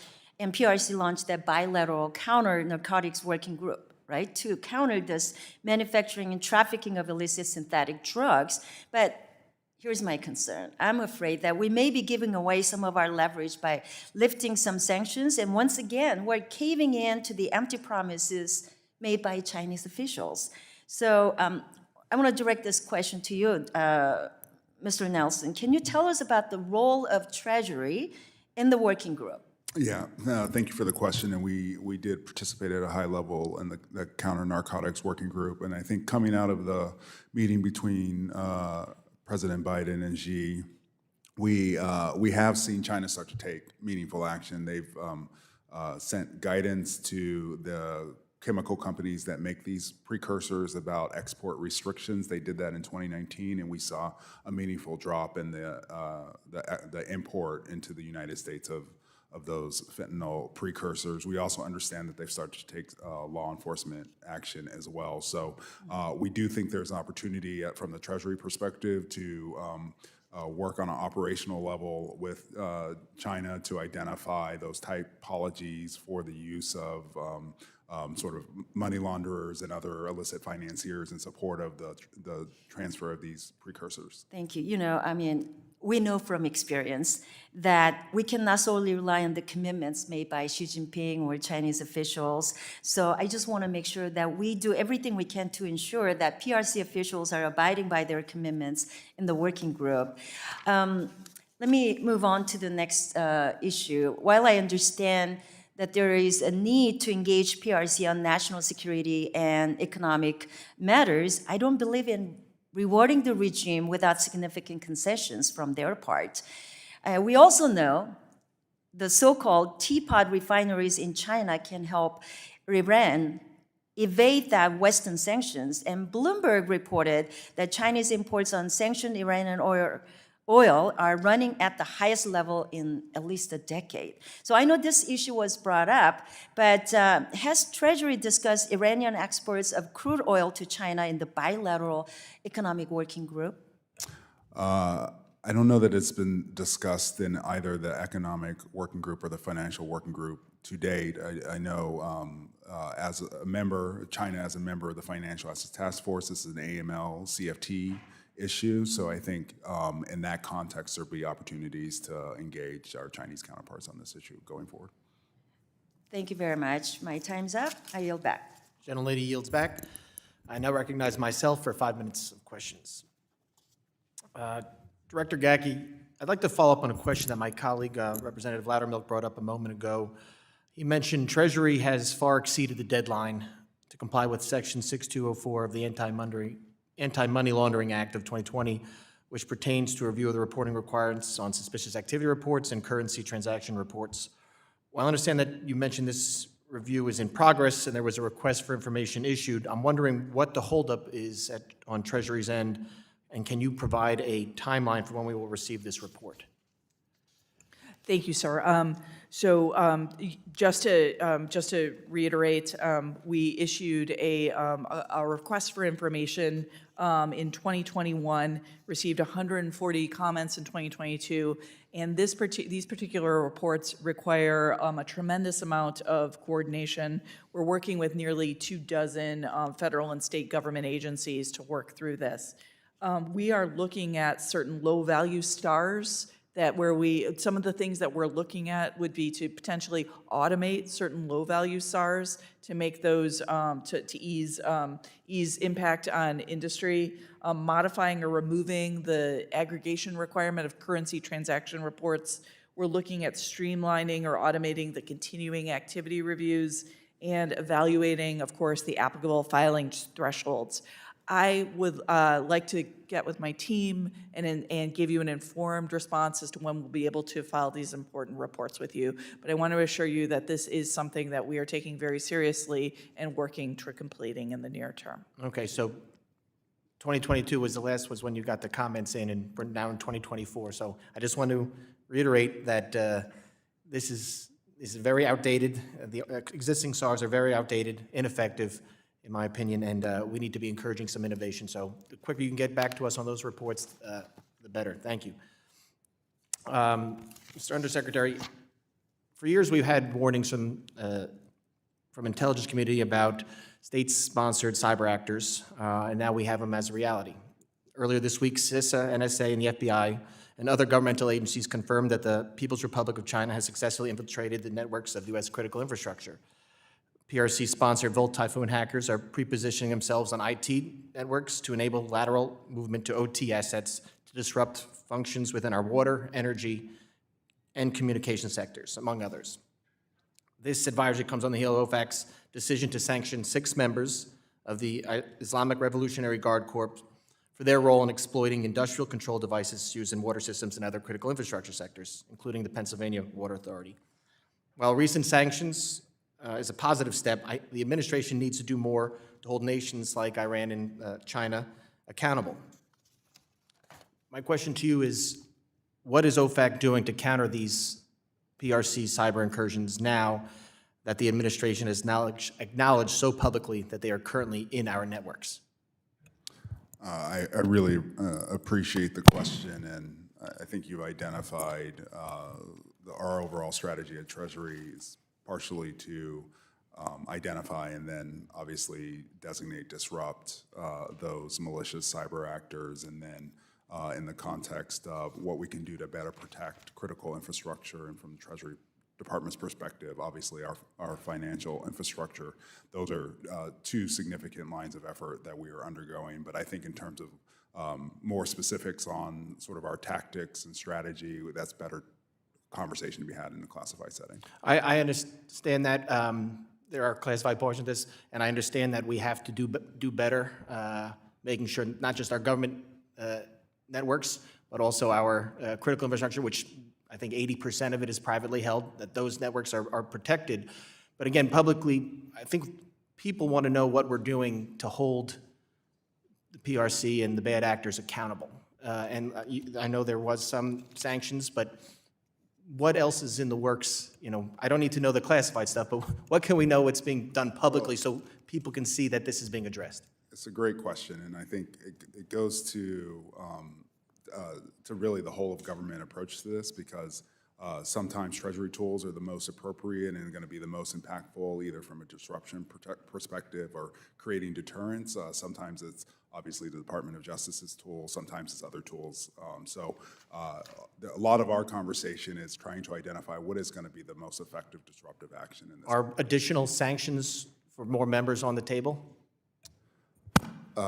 We are all, so not to preview additional sanctions, but we are always working with our interagency partners about whether sanctions is the best tool in this context when we identify actors who are either in our systems or engaged in other, frankly, malicious cyber activity. All right, thank you. My time has expired. I now recognize the gentleman from Nebraska, Mr. Flood, for 5 minutes. Thank you, Mr. Chairman. One thing I think about as it relates to FinCEN is the cybersecurity efforts Associated with the data that you collect, FinCEN is collecting information pursuant to the Bank Secrecy Act, the Patriot Act, the Corporate Transparency Act.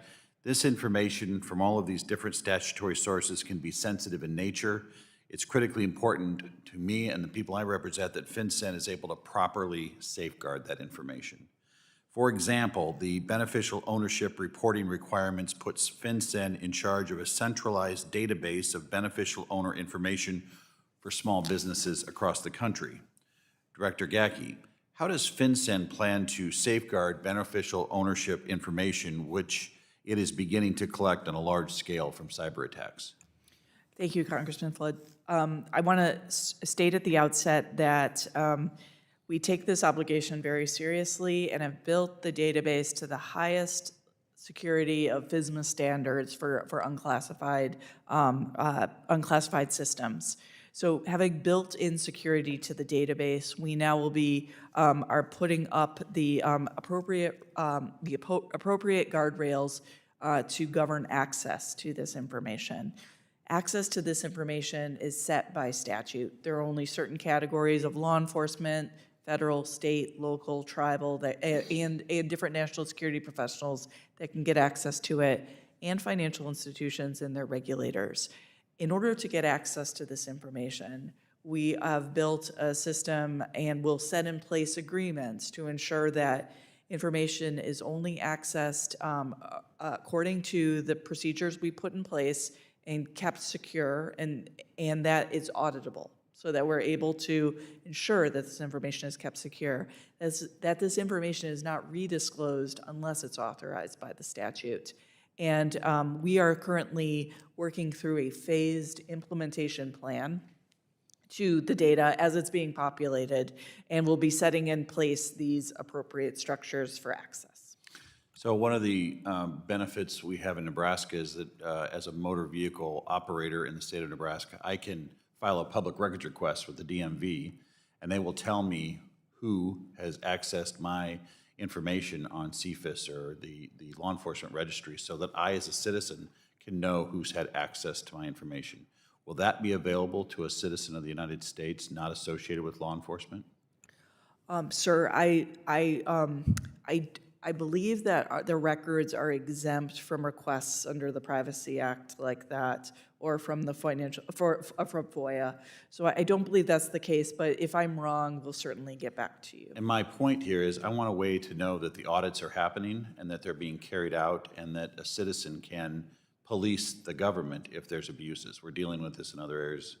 And I'm confident that you're working to accomplish that, but knowing that you have a system with an audit in place, maybe the Inspector General needs to participate here, but I would like to know that there is a third party not associated with the agency that's policing this. So one concern I have, and I'm on the AI task force, relates to the use of artificial intelligence and the potential that it could be used by bad actors in a targeted way to penetrate guarded systems. I guess as FinCEN, you presented the other day, your agency did. Talk about artificial intelligence in that scope. Oh, thank you so much, Congressman Flood. So I think we see a lot of, when it comes to artificial intelligence, we see a couple of different ways it intersects with FinCEN's work. First off, we're very cognizant that it could lower the barriers for bad actors to commit fraud, et cetera, and we need tools to be able to both look at that and articulate it and provide different red flag indicators to help financial institutions and law enforcement look for that.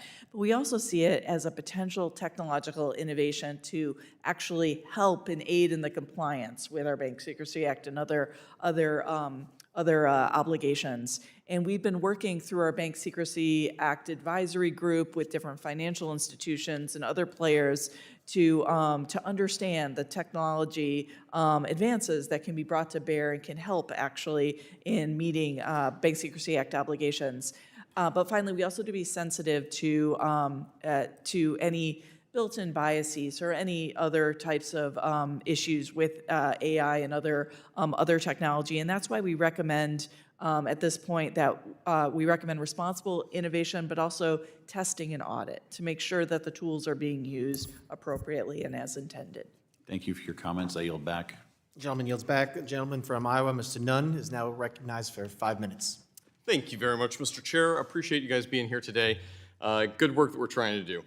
I want to highlight a couple of things. Your offices and agencies are trusted independent bodies, and we appreciate that very much with the mission of protecting Americans from nefarious actors.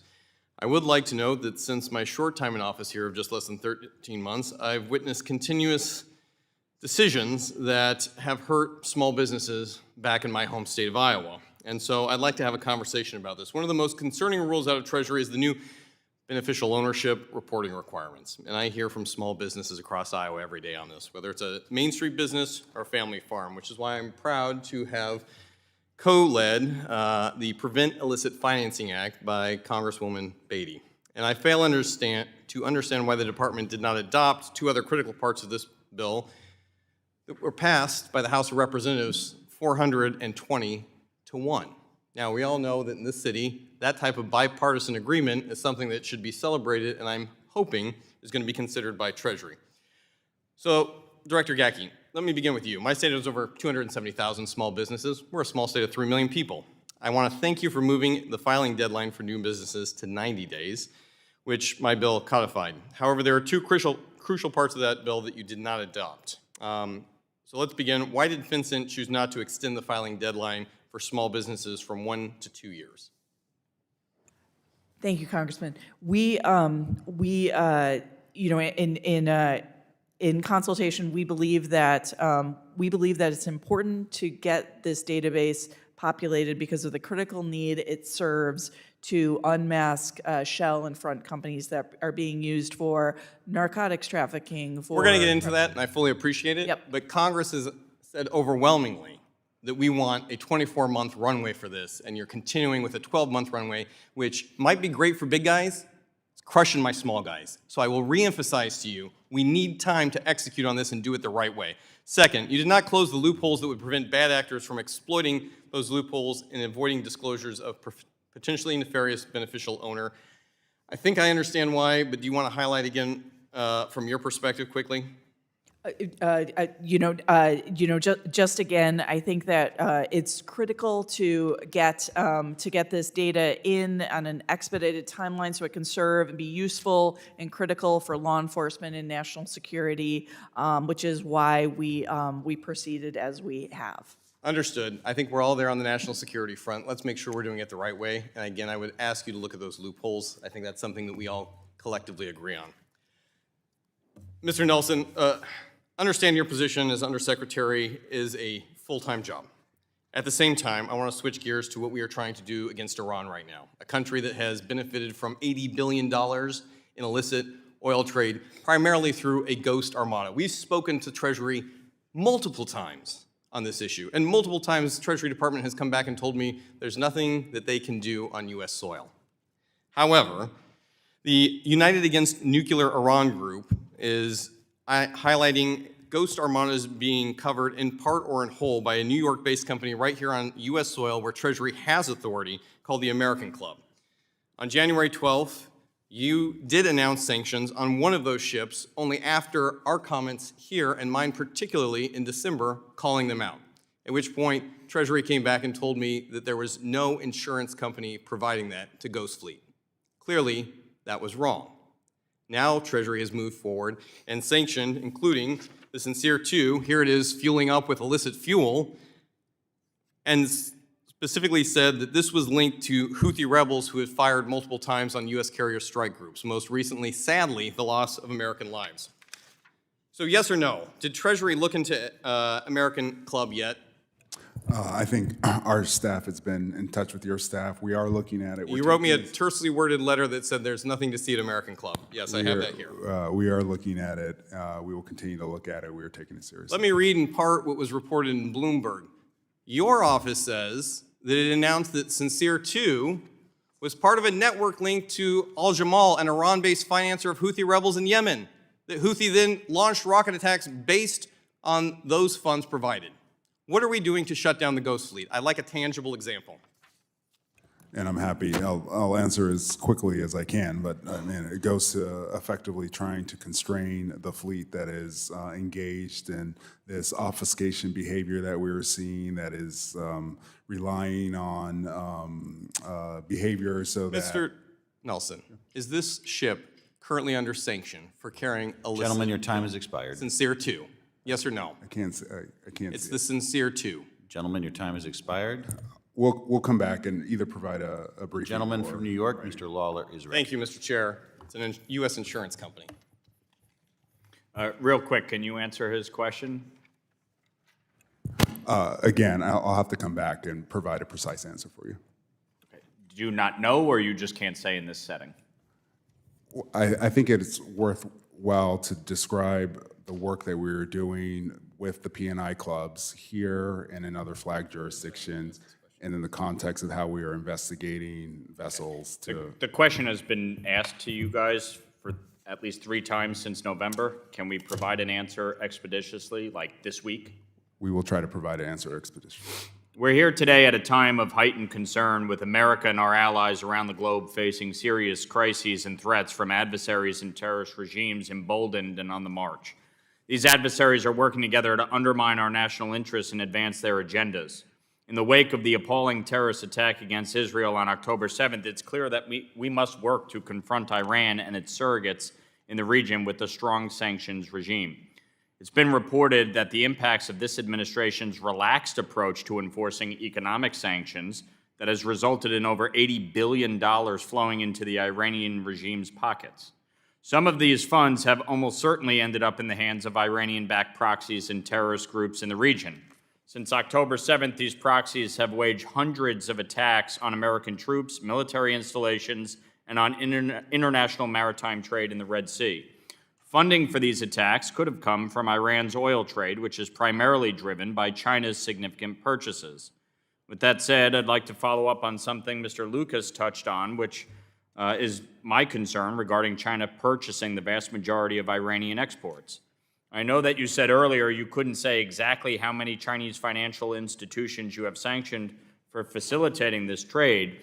It appears there is still a serious and potentially growing issue. So I would just follow up with, why are we allowing Chinese banks to get away with evading these sanctions and funding these groups? And do you believe that we are fully addressing this relationship between China and Iran with the tools you have, or is there more that must be done?